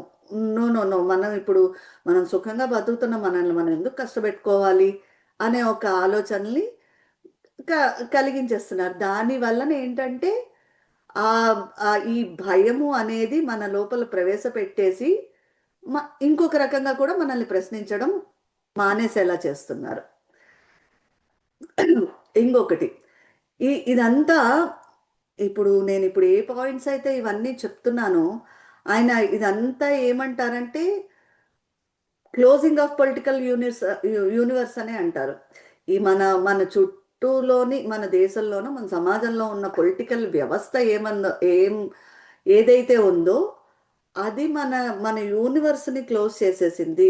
ఈ పొలిటికల్ యూనివర్స్ వచ్చి మన మన అసలైన ఏదైతే ఉందో, అసలైన సమాజం, మన అసలైన యూనివర్స్ ఏదైతే ఉందో దాన్ని క్లోజ్ చేసేసింది. ఈ పాయింట్స్ అన్నీ వాటికి అనుగుణంగానే ఒకదాంతో ఒకటి ఇంటర్లింక్ అయ్యి పని చేస్తున్నాయి తప్పితే ఇదంతా పొలిటికల్ యూనివర్స్ చేస్తున్నదే. దాని చుట్టూరానే ఐ మీన్ దాని చేతుల్లోనే నడుస్తోంది. మనం అందరము లైక్ ఇప్పుడు తోలుబొమ్మల ఆటలు మీకు తెలుసుంటే కనుక చేతుల్లో పెట్టుకుని ఆడిస్తారు. మన వేళ్ళు ఎలా కదిలితే ఆ బొమ్మలు అలా కదులుతాయి. లైక్ మనం ఇప్పుడు అలా ఉన్నామన్నమాట. ఆ పొలిటికల్ యూనివర్స్ ఒక ఇది వేళ్ళు అయితే, ఆ తోలుబొమ్మలు ఆటనించే వేళ్ళు అయితే మనం తోలుబొమ్మలం. అవి ఎలా ఆడించాలనుకుంటే ఇలా వేలు కదిలితే మనం అలాగే కదులుతున్నాం, ఇలా అంటే ఇలా కదులుతున్నాం, అంతే. ఇదే మనకి పొలిటికల్ యూనివర్స్ చేస్తోంది. ఇందులో ఇంకా పాయింట్లు ఆయన ఏం చెప్తున్నారంటే, పని విరామం ఇది ఒక పాయింట్ అని చెప్తారు. అలసటని మేనేజ్ చేయడం. ఓకే, ఒకప్పుడు మనకి అంటే ఈ అలసటని మేనేజ్ చేయడానికి కూడా మనల్ని ఒక రకమైన అంటే ఒకప్పుడు మనం అలసిపోయారు అంటే మన వాళ్ళు మన నాన్న వాళ్ళు మన తాతలో ఎవరైనా అలసిపోయారంటే పని చేసి వచ్చిన తర్వాత ఇంటికి వచ్చిన తర్వాత స్నానం చేయడం, కూర్చోవడం, మనుషులతో మాట్లాడుకోవడం ఇది ఉండేది. కానీ ఇప్పుడు ఆ ప్లేస్లోకి వేరేది వచ్చేసింది మనకి. వినోదం, ఎంటర్టైన్మెంట్ అనేది ఒకటి వచ్చేసింది. దీంట్లో ఫోన్లు ఉంటాయి, టీవీలు ఉంటాయి, సినిమాలు ఉంటాయి, షాపింగ్ ఉంటుంది, ఎవ్రీథింగ్. ఇప్పుడు నీ పని నుంచి నువ్వు బ్రేక్ తీసుకోవాలి అంటే నువ్వేం చేస్తావు అంటే టీవీలోనే ఏదో ప్రోగ్రామ్ చూస్తావు, లేకపోతే ఓ సినిమా చూస్తావు, లేకపోతే షాపింగ్కి వెళ్ళి నీకు కావాల్సిన వస్తువులు కనుక్కుంటావు, అందులోంచి నువ్వు ఆనందం పొందేస్తున్నావు.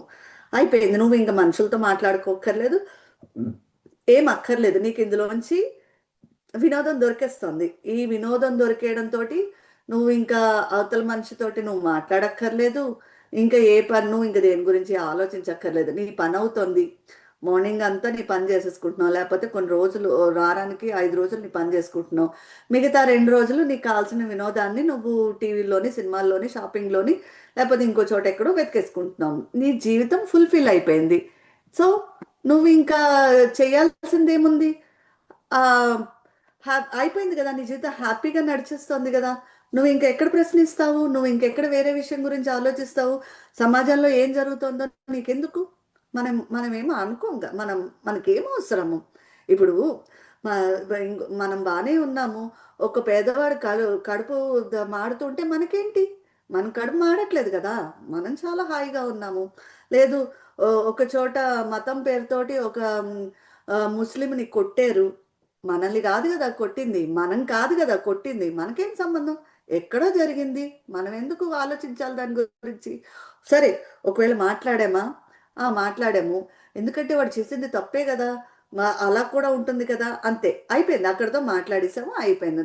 లేదు, వాడు చేసింది తప్పు కాదు, మనము అన్యాయంగా కొట్టారు, ఇది ఒక మాట మాట్లాడుకున్నామా, అయిపోయింది అక్కడితో, అంతే.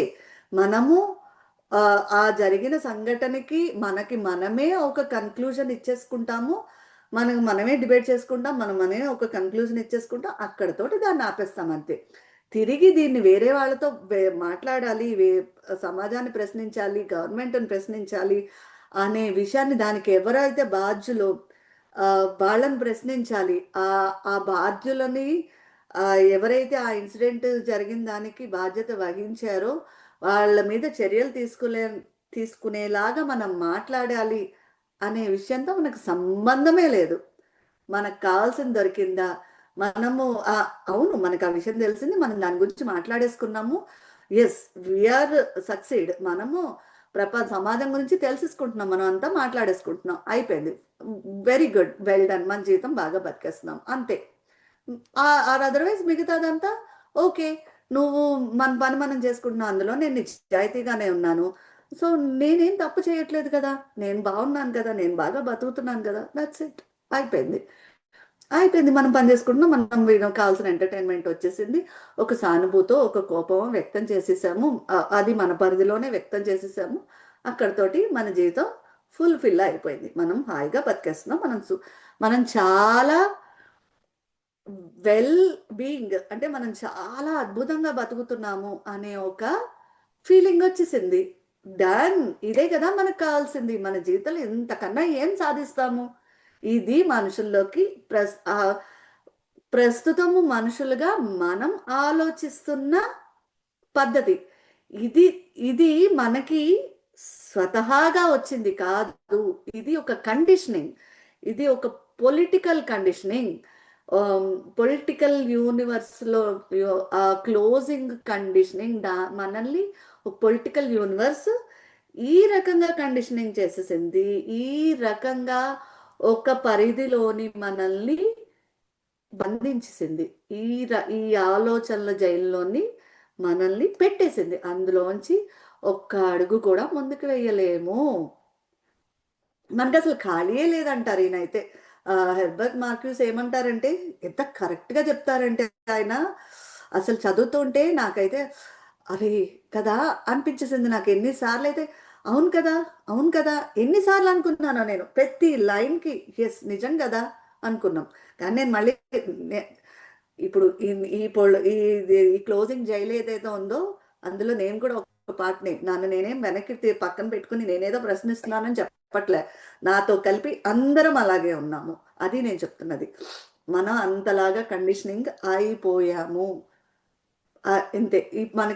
మనకి ఖాళీ సమయాలు దొరికినా ఇప్పుడు ఎందుకు మనకి ఇప్పుడు మన మన మన సమస్యలు, మన ఇంట్లో పనులు, మన సమస్యలు మనకి చాలా.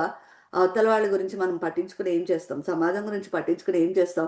మనం వెళ్ళి పోరాటాలు చేయలేం కదా. ఎందుకు మనం దాని గురించి ఆలోచించడం అని చెప్పి మనం చక్కగా మన గాడ్జెట్స్లో మనం మునిగిపోతున్నాం. మహా అయితే ఫేస్బుక్లోకి వస్తాము, లేకపోతే ఇన్స్టాగ్రామ్లోకి వస్తాము, అక్కడ ఒక 2 మాటలు మాట్లాడతాము. అది కూడా గాడ్జెట్లోనే. అక్కడ ఒక 2 మాటలు మాట్లాడతాం, ఒక 2 రోజులు దాని గురించి డిస్కషన్ చేస్తాం, అయిపోయింది. అయిపోయిందా? అయిపోయింది, అయిపోయింది, అంతే. మనం మన వ్యతిరేకతను తెలిపిసామా అక్కడ ఎక్కడ? మళ్ళీ అది కూడా ఫేస్బుక్ అనే సర్కిల్లో, లేకపోతే ఒక క్లోజ్డ్ గ్రూప్ సర్కిల్లోని మనం మన అభిప్రాయాలు చెప్పేసాం కదా, అయిపోయింది, అంతే. నిజంగా వెళ్ళి మనం పోరాటం చేస్తున్నామా అంటే ఎవ్వడూ చేయడు. అంతవరకు మాత్రమే మాట్లాడుతున్నాను.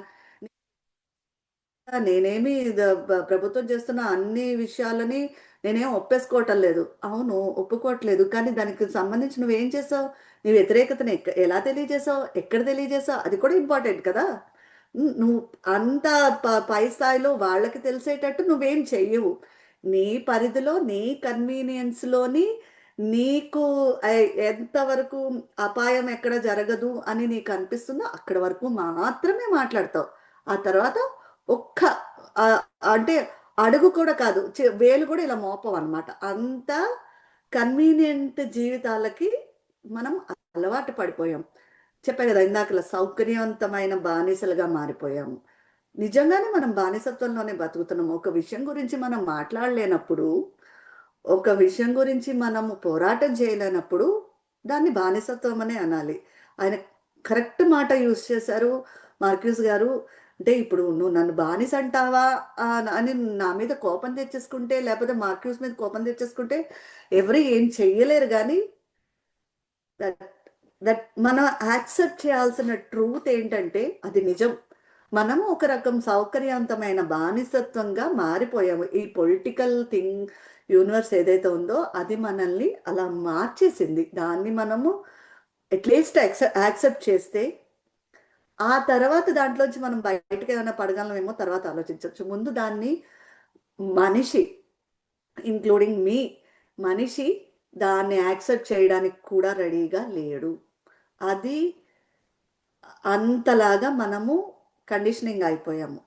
ఇదైతే డెఫినెట్గా మనం ఇప్పుడు నేను పుస్తకం చదవడం వల్ల, దాంట్లోంచి వచ్చిన ఒక ఆలోచన వల్ల నేను ఈ మాట చెప్పగలుగుతున్నానేమో. కానీ దీని ముందు వరకు కూడా నేను కూడా ఆ మాటను ఒప్పుకోలేనేమో. నాకు వచ్చి వేరే వాళ్ళు ఎవరైనా చెప్తే నేను కూడా డిబేట్ చేసేదాన్నేమో, అలా కాదు అని. I don't know. బట్ ఈ పుస్తకం నాకేమిచ్చింది, నేనేం నేర్చుకున్నాను అంటే, నా ఆయన ఏదైతే చెప్పారో నా జీవితంలో ఏం జరుగుతోందో దాన్ని నేను యాక్సెప్ట్ చేయడం నేర్చుకున్నాను. అది ఈ పుస్తకం మనకిచ్చే ఒక రకమైన ఆలోచన, ఒక రకమైన ఉపయోగం ఇది. అందుకనే పుస్తకాలు మనిషికి ప్రకాశాన్ని ఇస్తాయంటారు, ఒక వెలుగునిస్తాయి, ఒక దారిని చూపిస్తాయంటారు. నేను ముందే చెప్పాను, నేను ఇందాక కూడా చెప్పాను కదా. ఇప్పుడు దాన్ని మనం అప్లై చేస్తామా, అమలు చేస్తామా, అది ఎవరు వ్యక్తిగతంగా వాళ్ళకు ఉంటుంది. కానీ నీకు ఒక ఆలోచన ఇస్తుంది పుస్తకం, డెఫినెట్గా ఒక దారిని చూపిస్తుంది. అది మనకి చాలా అవసరం. అందుకనే పుస్తకాలు చదవాలి. ఎస్పెషల్లీ ఇలాంటి పుస్తకాలు డెఫినెట్గా చదవాలి. ఇప్పుడు ఆ, కొన్ని పుస్తకాలు ఉంటాయి, నవల్స్ అవన్నీ, అవి కేవలం వినోదం, అంటే కొంత వినోదం మాత్రమే ఇస్తాయి. అలాంటివి నేను అన్ని పుస్తకాలు చదవాలి, నేను ఈ పుస్తకం మంచిది ఈ పుస్తకం మంచిది కాదని నేను చెప్పను, చదవడమే మంచిది. బట్ ఇలాంటి పుస్తకాలు డెఫినెట్గా చదవాలని నేనైతే రికమెండ్ చేస్తాను. ఎందుకంటే ఇది నీ ఆలోచన పరిధిని మారుస్తున్నాయి కదా, నీ జీవితానికి కొంచెమైనా ఒక స్పేస్ ఇస్తోంది కదా. ఆ స్పేస్ని ఈ పుస్తకం ఇస్తున్నప్పుడు ఇలాంటి పుస్తకాలు నువ్వు ఇంకా ఇంకా చదవాలి అనేది నా నా నా ఆలోచన. ఒక పుస్తకం ద్వారా నాకు కలిగిన మార్పు అనే అనుకోవాలి. సో ఇప్పుడు మళ్ళీ టాపిక్లోకి వస్తే, వన్ సెకండ్, సారీ స్లైడ్ వెళ్ళట్లేదు, ట్రైంగ్ ఫర్ దట్.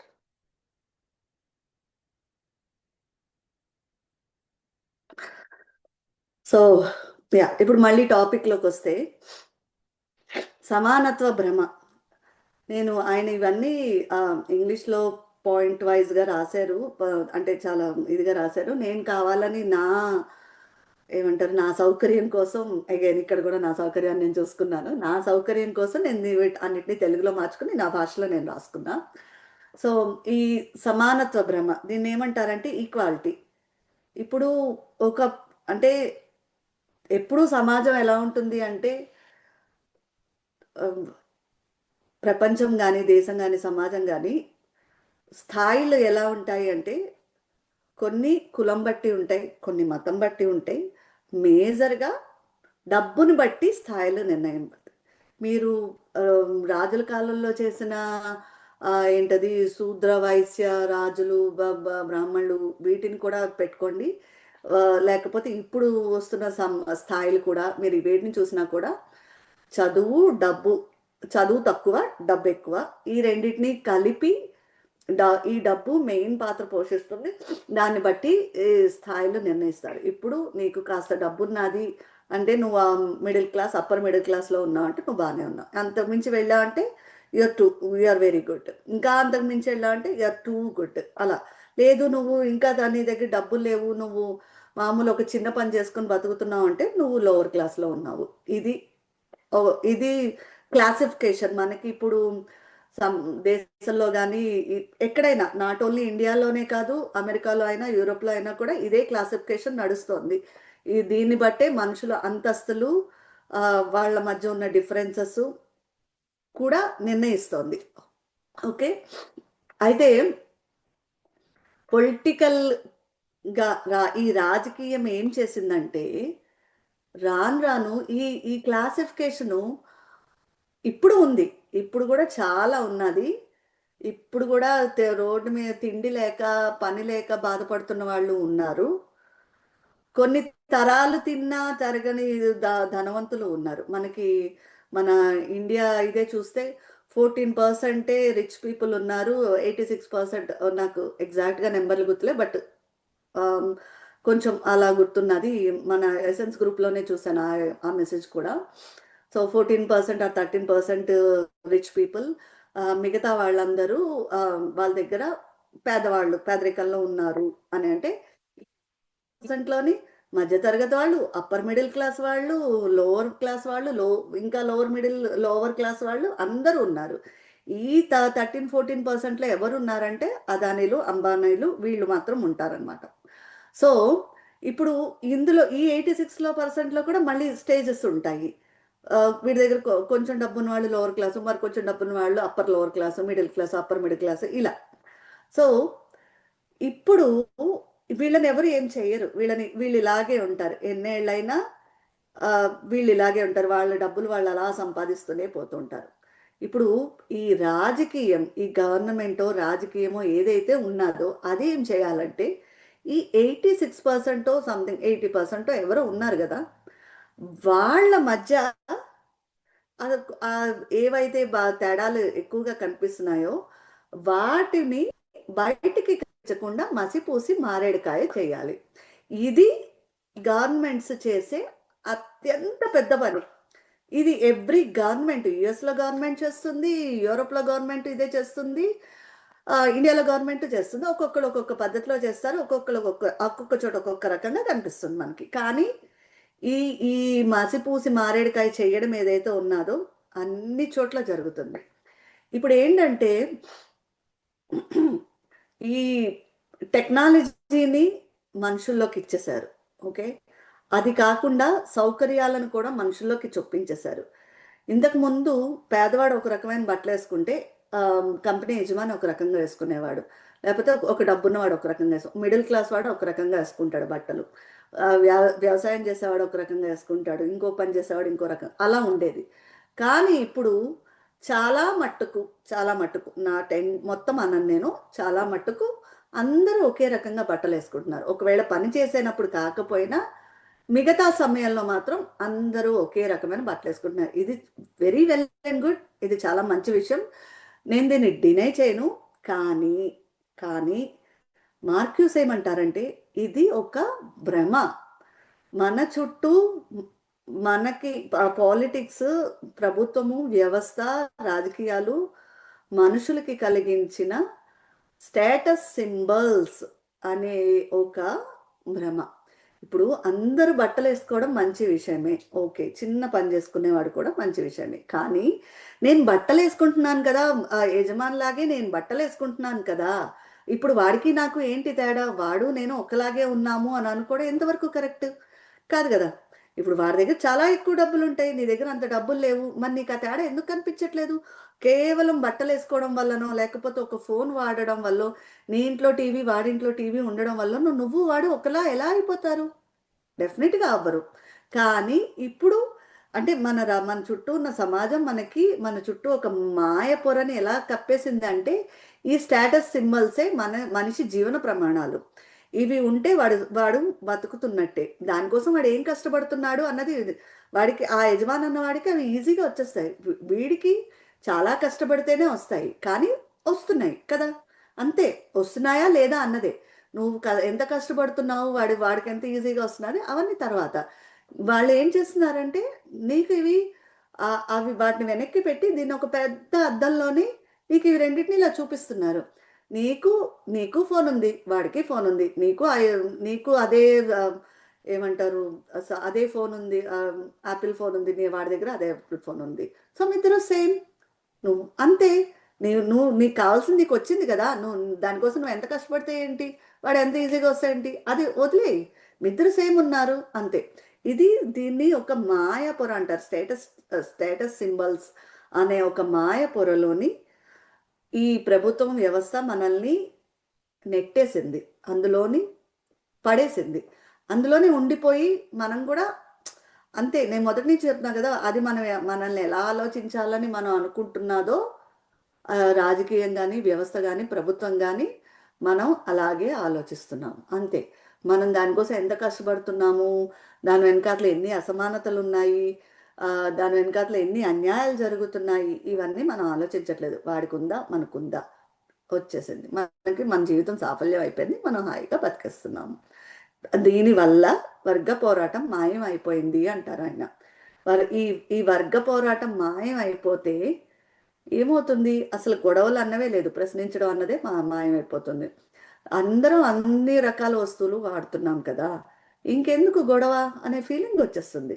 కరెక్ట్, ఆయన చెప్పింది ఇదే, జరుగుతున్నది ఇదే, మనం ఒప్పుకోవాల్సినది కూడా ఇదే. సో మనం ఇప్పుడు మనకి తెలుసు అంబానీ చాలా రిచ్, వాడికి ఉన్న సౌకర్యాలు మనకు ఉండవని, కానీ వాడు ఐఫోనే వాడుతున్నాడు, మనం ఐఫోనే వాడుతున్నాం, పెద్ద తేడా ఏముంది, ఇలా ఆలోచిస్తాం మనం. అంటే మనల్ని అంతవరకు ఒక లైన్ గీసేసి జస్ట్ అలా ఉండిపోండి అని పెట్టేశారు. మిగతా వ్యత్యాసాలు ఏవైతే ఉన్నాయో అవి మనకి కనిపిస్తున్నా కూడా వాటిని మనము ఇగ్నోర్ చేసేలాగా వ్యవస్థ మనల్ని మార్చేసింది. ఆ వ్యత్యాసం పట్ల మనం కోపాన్నే ప్రదర్శించట్లేదు. ఇప్పుడు ఎంతమంది అంబానీలు, అదానీల మీద ఎంతమంది కోపం ప్రదర్శిస్తున్నారు? వాళ్ళు కష్టపడి వాళ్ళేవో కష్టపడి బిజినెస్లు చేసి సంపాదించుకుంటున్నారు, మనం కష్టపడి సంపాదించుకుంటున్నాం, ఇంతే మాట్లాడుతున్నారు తప్పితే వాడికి ఎలా వస్తున్నది, ఎందుకు వస్తున్నది అని ఎవడైనా ఆలోచిస్తున్నాడా? ఎవ్వరు ఆలోచించట్లేదు. ఇదే ఆ పొలిటికల్ యూనివర్స్ ఏదైతే ఉందో అది సాధించిన విజయం ఏదైనా ఉంది అంటే ఇదే. మనుషులని ఆలోచనలను మాన్పించడం, వ్యవస్థ పట్ల ఒక కోపాన్ని ప్రదర్శించడం, వ్యవస్థ పట్ల ఒక వ్యవస్థను ప్రశ్నించడము, వ్యత్యాసాన్ని ప్రశ్నించడం, దీన్ని పూర్తిగా మాయం చేసేసింది. ఇది రాజకీయ వ్యవస్థ చేస్తున్న అత్యంత ఏమంటారు, ఒక మాయ అంటారు. అది మన చుట్టూ అలా పొరలాగా, ఇప్పుడు భూమి చుట్టూ ఓజోన్ పొర ఎలా ఉంటుందో అలాగా మన చుట్టూ ఈ మాయ పొర ఫుల్గా ఉన్నది. మనం అందులోంచి బయటికి రాలేకపోతున్నాము.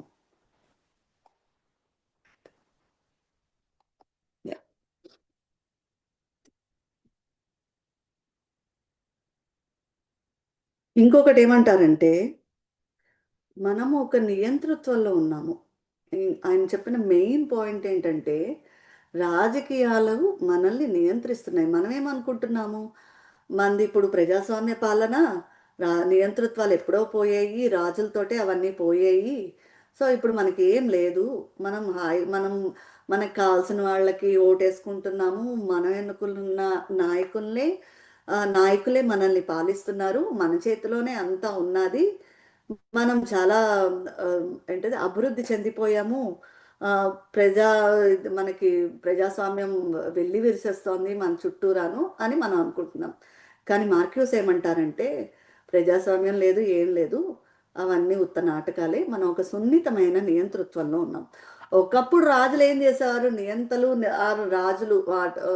రాజులు తర్వాత నియంతలు ఎవరైతే ఉన్నారో వాళ్ళు ఏం చేశారంటే, చాలా కఠినమైన పద్ధతులను పెట్టి శిక్షలు వేసి మన అంటే ఇష్టం లేకపోయినా బలవంతంగా ఒప్పించడాలు అవన్నీ చేసి వాళ్ళు నియంతలని, రాజులని ఏదో అలా పేర్లు తెచ్చుకున్నారు. కానీ ఇప్పుడు పాలకులు ఏం చేస్తున్నారు అంటే, సున్నితంగా, అంటే మనల్ని కొట్టట్లేదు, తిట్టట్లేదు, మనల్ని శిక్షించట్లేదు, ఏం చేయటం లేదు, కానీ వాళ్ళు డిక్టేటర్స్గానే ప్రవర్తిస్తున్నారు. వాళ్ళ అనుకున్నదే చేస్తున్నారు, వాళ్ళు నియంతృత్వం సాగిస్తున్నారు. కానీ మన మీద ప్రెషర్ పెట్టకుండా వాళ్ళ అనుకునేలాగా మనం నడిచేటట్టే ఆ పాత పద్ధతుల్ని కొనసాగిస్తూ ఒక కొత్త కలరింగ్ని దానికి పూసి మనకి చూపిస్తున్నారు. మనకి మనకి అపాయం, ఇమ్మీడియట్గా అపాయం జరగట్లేదు కదా, మనం ఏం నష్టపోవట్లేదు కదా అనే ఒక ఫీలింగ్లోని ఆ నియంతృత్వాన్ని మనము యాక్సెప్ట్ చేసేస్తున్నాము అనేది మార్క్యూస్ గారి వాదన. ఆయన ఏమంటారంటే, అడ్మినిస్ట్రేటివ్ డిక్టేటర్షిప్, దీన్ని అంటే ప్రజాస్వామ్యం పేరుతో పాలన చేస్తున్నారు, కానీ ఇది ఒక రకమైన సున్నితంగా జరుగుతున్న నియంతృత్వము. దీన్ని మనం గుర్తించే దానిలో కూడా లేము. మనం గుర్తించలేనంతగా దానికి ఫుల్ కలరింగ్ ఇచ్చారు. ప్రజాస్వామ్యం అనే నియంతృత్వానికి ప్రజాస్వామ్యం అనే కలరింగ్ ఇచ్చి ఆ వేలో మనల్ని నడిపిస్తున్నారు. మనం కూడా దాన్ని యాక్సెప్ట్ చేసేసేలాగా నడిపిస్తున్నారు. వ్యవస్థ ఇప్పుడు మొత్తము ఒక వ్యవస్థగానే నడుస్తాం. మనం ఎప్పుడు ఒక మనిషిగానో లేకపోతే ఒక వ్యక్తిగానో ఒక వ్యవస్థగానే నడుస్తాము. అయితే ఈ వ్యవస్థని కూడా ఒక్క వ్యక్తే కంట్రోల్ చేయటం లేదు, కొంతమంది కలిసి చేస్తారు.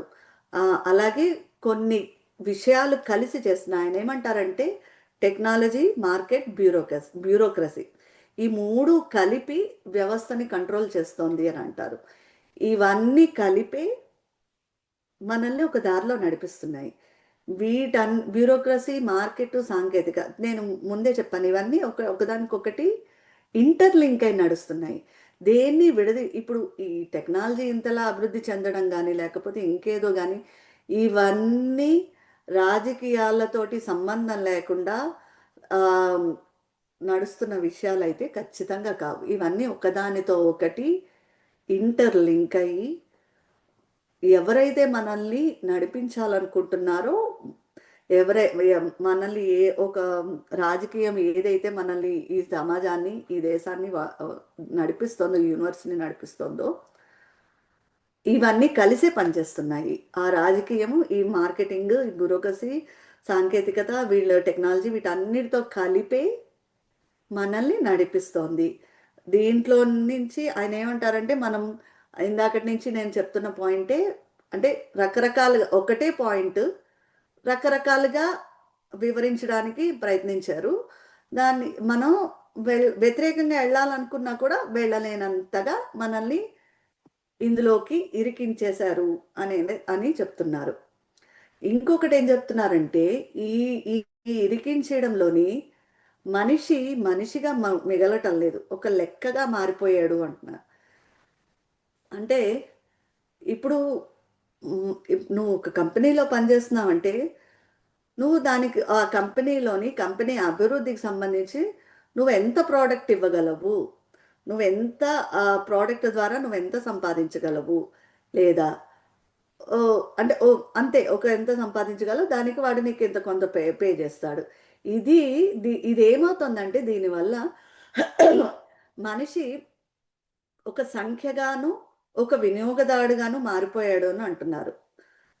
అంటే ఇప్పుడు నువ్వు పని చేస్తున్నావు, అన్ని సైన్స్ అండ్ టెక్నాలజీని వాడుకుంటున్నావు, పని చేస్తున్నావు, అంతా చేస్తున్నావు, కానీ నీ ప్రోడక్ట్, నువ్వు ఇచ్చిన ప్రోడక్ట్కే వాల్యూ ఉంది, కానీ మనిషిగా నీకు ఒక వాల్యూ ఉండటం లేదు.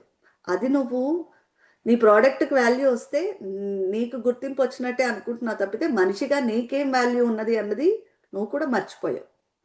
ఇది మనల్ని చేసిన కండిషనింగ్, రాజకీయంగా,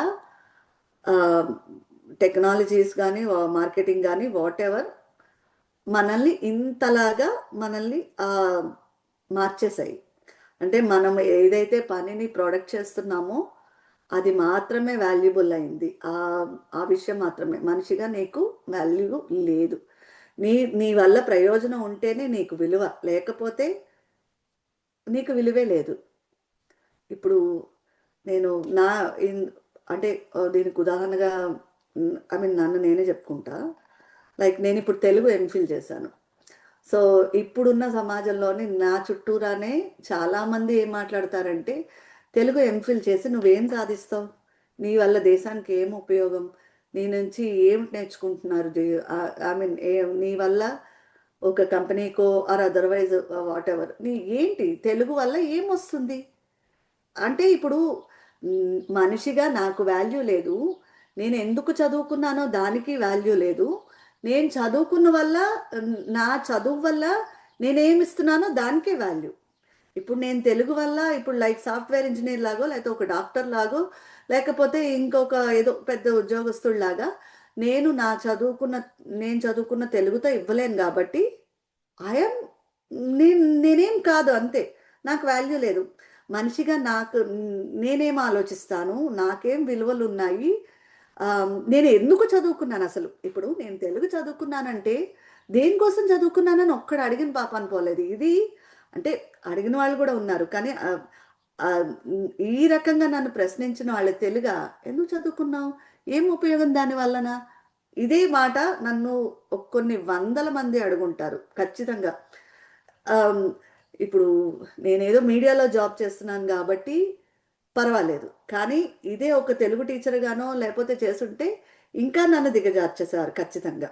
మీడియాలో జాబ్ ఎందుకు కన్సిడర్ చేస్తున్నారు అంటే, అది ఎలైట్ జాబ్ కాదు, కానీ అంటే జనాలకి తెలిసిన జాబు, టీచర్ కూడా తెలిసిన జాబే, కానీ ఇది పాపులర్ అయిన జాబు, నీకు అన్ని బయటికి కనిపిస్తాయి కాబట్టి అదొక పాపులర్ జాబ్. మీడియా అనేది ఒక ఏమంటారు, రంగుల ప్రపంచం కాబట్టి వావ్ అనే ఒక ఫీలింగ్ ఇస్తుంది కాబట్టి నన్ను యాక్సెప్ట్ చేశారు. లేదు అంటే నన్ను అసలు యాక్సెప్ట్ చేయరు. ఒకానొక స్టేజ్లోని నా చుట్టూ ఉన్న వాళ్ళే నన్ను ఎంతలాగా చేశారంటే, అంటే మనిషి ఎంత లెక్కలుగా మారిపోయాడు అన్నదానికి నేను ఉదాహరణ చెప్తున్నాను. నువ్వు ఒక డాక్టర్ చదువుకున్నావు, లేకపోతే ఒక ఇంజనీరింగ్ చేసావు, లేకపోతే ఇంకోటి ఏదో చేసావు అయితేనే నీ వల్ల ఉపయోగము.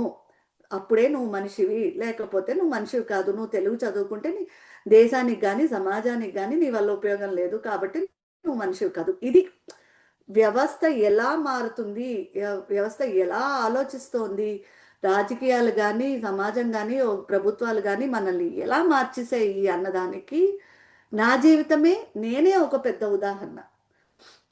అయితే నేను దాన్ని పట్టించుకోలేదు, నా వేలో వెళ్ళిపోయాను, అదంతా ఓకే.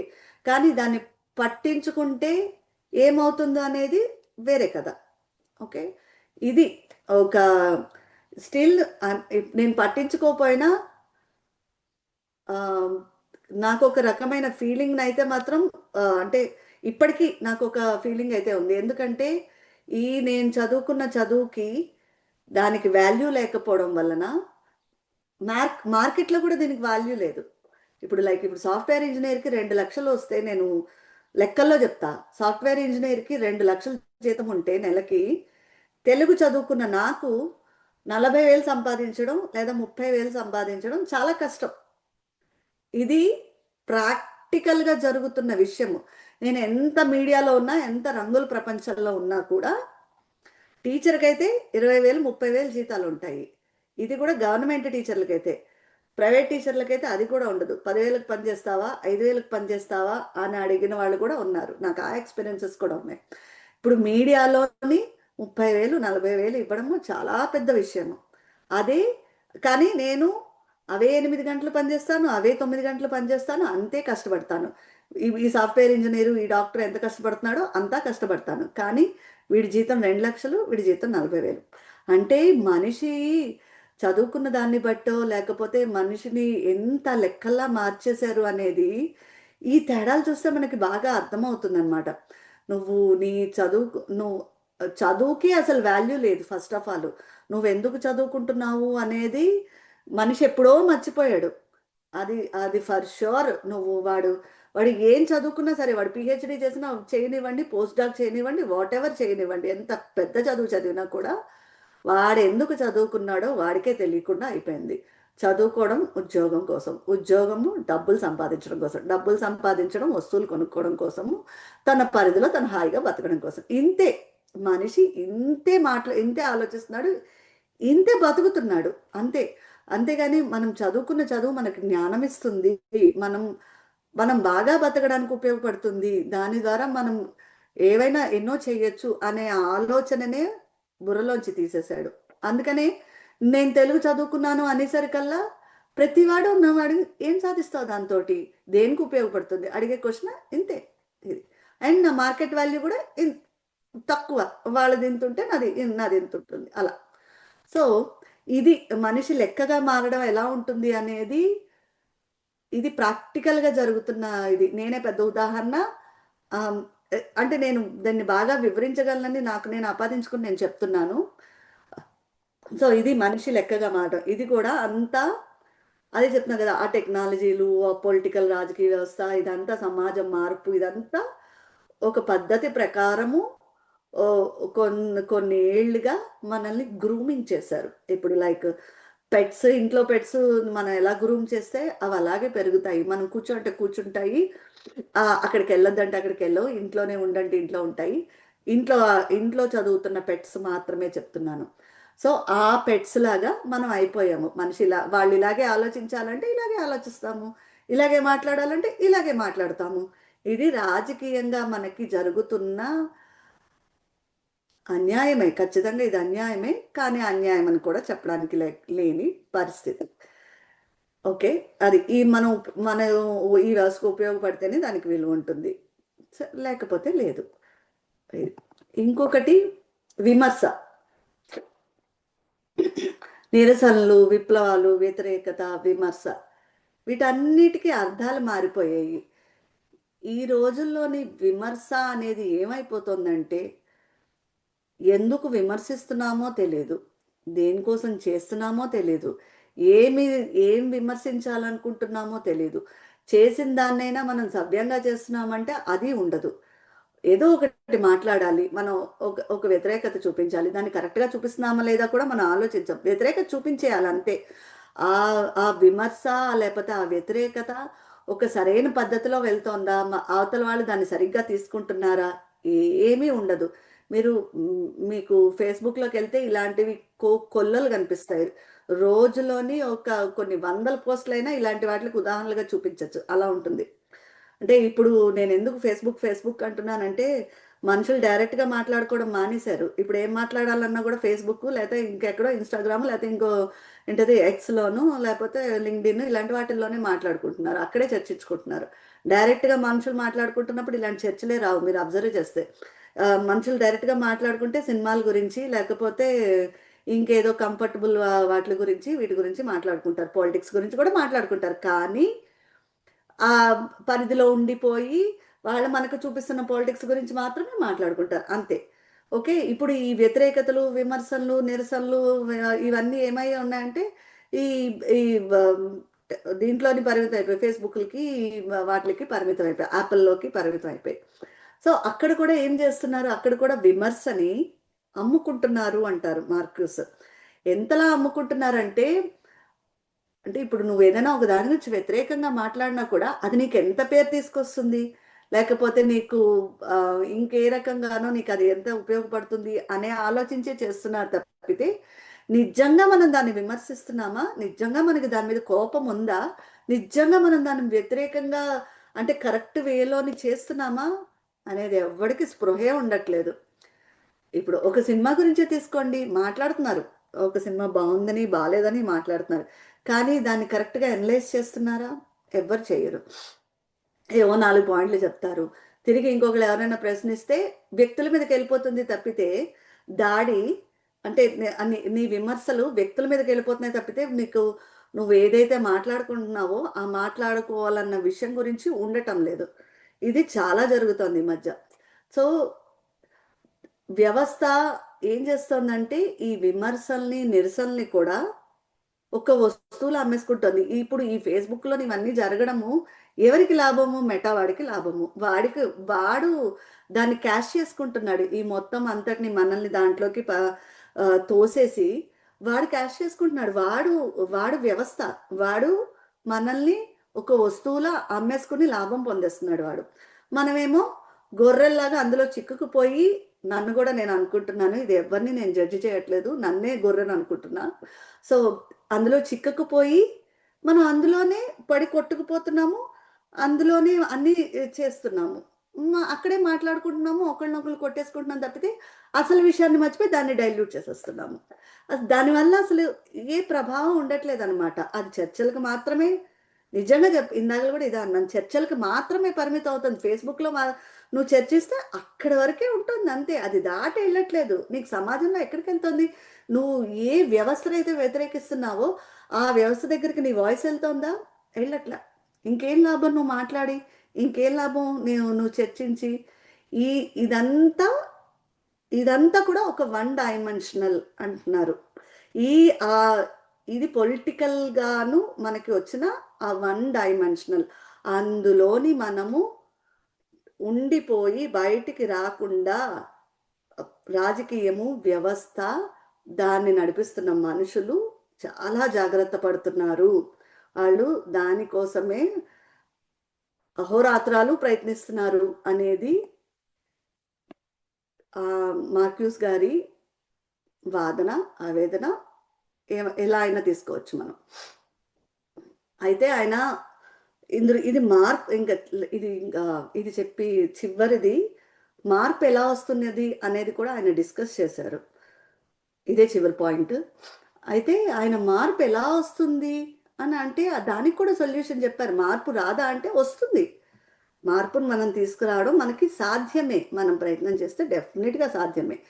మనము ఉన్నది ఉన్నట్టు ఫస్ట్ అంగీకరించడం మానేయాలి. ప్రతి దానిని ప్రశ్నించండి, ప్రతి దాన్ని. అంటే మీరు ఈవెన్ దో మీరు సుఖంగా ఉన్నా, మీరు అన్ని సౌకర్యాలు అనుభవిస్తున్నా కూడా ప్రశ్నించండి. ఇది ఎలా వచ్చింది, ఇది ఎందుకు వచ్చింది. ఇప్పుడు మనం చిన్నపిల్లలు వాళ్ళ మాటలు నేర్చుకోవడం మొదలెట్టిన తర్వాత ప్రతిదాన్ని ఎందుకు, ఏమిటి, ఇలా ప్రశ్నలు అడుగుతూ ఉంటారు. చాలామంది సైకాలజిస్టులు కానీ డాక్టర్లు కానీ, మనం జనరల్గా పేరెంట్స్ ఎలా అంటారంటే, అబ్బా ఏంట్రా వీడు అన్ని ఇలా అడుగుతున్నాడు, విసిగిస్తున్నారబ్బా పిల్లలు అని మనుషుల జనరల్గా పేరెంట్స్ అనుకుంటారు. కానీ సైకాలజిస్టులు లేకపోతే వాళ్ళందరూ ఏం చెప్తారంటే, పిల్లలు అలా ప్రశ్నించడం చాలా మంచి విషయము. వాళ్ళకి దాని ద్వారానే ప్రపంచం తెలుస్తుంది. కాబట్టి వాళ్ళు ప్రశ్నించినప్పుడు ఓపికగా సమాధానాలు చెప్పండి. ఆ ప్రశ్నించే గుణాన్ని వాళ్ళలో చంపేయద్దు అని వాళ్ళు చెప్తారు. కానీ ఇది ఓన్లీ ఆ పిల్లలుగా ఉన్నప్పుడు మాత్రమే జరుగుతోంది. పెద్దయిన తర్వాత సమాజం ఆ ప్రశ్నించడాన్ని చంపేస్తోంది, మన దగ్గర నుంచి లాగేసుకుంటోంది. అయితే అందులోంచి మీరు బయటపడండి అని మార్క్యూస్ అంటున్నారు. ఆ బయటపడడం ఎలా అంటారంటే, ప్రతి దాన్ని ప్రశ్నించండి. మీరు ఎంత సౌకర్యంగా ఉన్నా కూడా ఇది ఎందుకు ఇలాగే ఉండాలి, ఇంతకు మించి ఎందుకు ఉండకూడదు, ఇంకొకలా ఎందుకు ఉండకూడదు అనేది ముందు మిమ్మల్ని మీరు ప్రశ్నించుకోండి.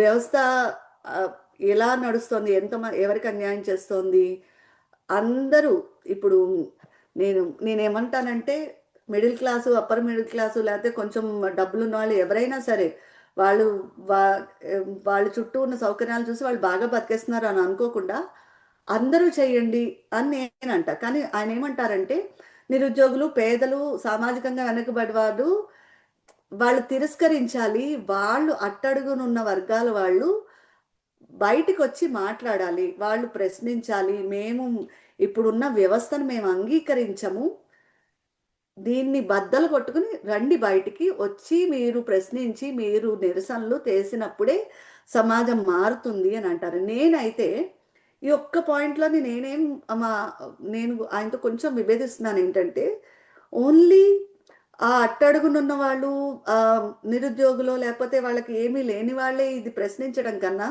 ప్రతి ఒక్కళ్ళు ప్రశ్నిస్తేనే ఇది మారుతుందేమో సమాజం అనే అభిప్రాయం నాకైతే ఉన్నది. ఎందుకంటే నాకు అన్నీ ఉన్నా కూడా ఇప్పుడు నేను సౌకర్యంగానే ఉన్నాను, కానీ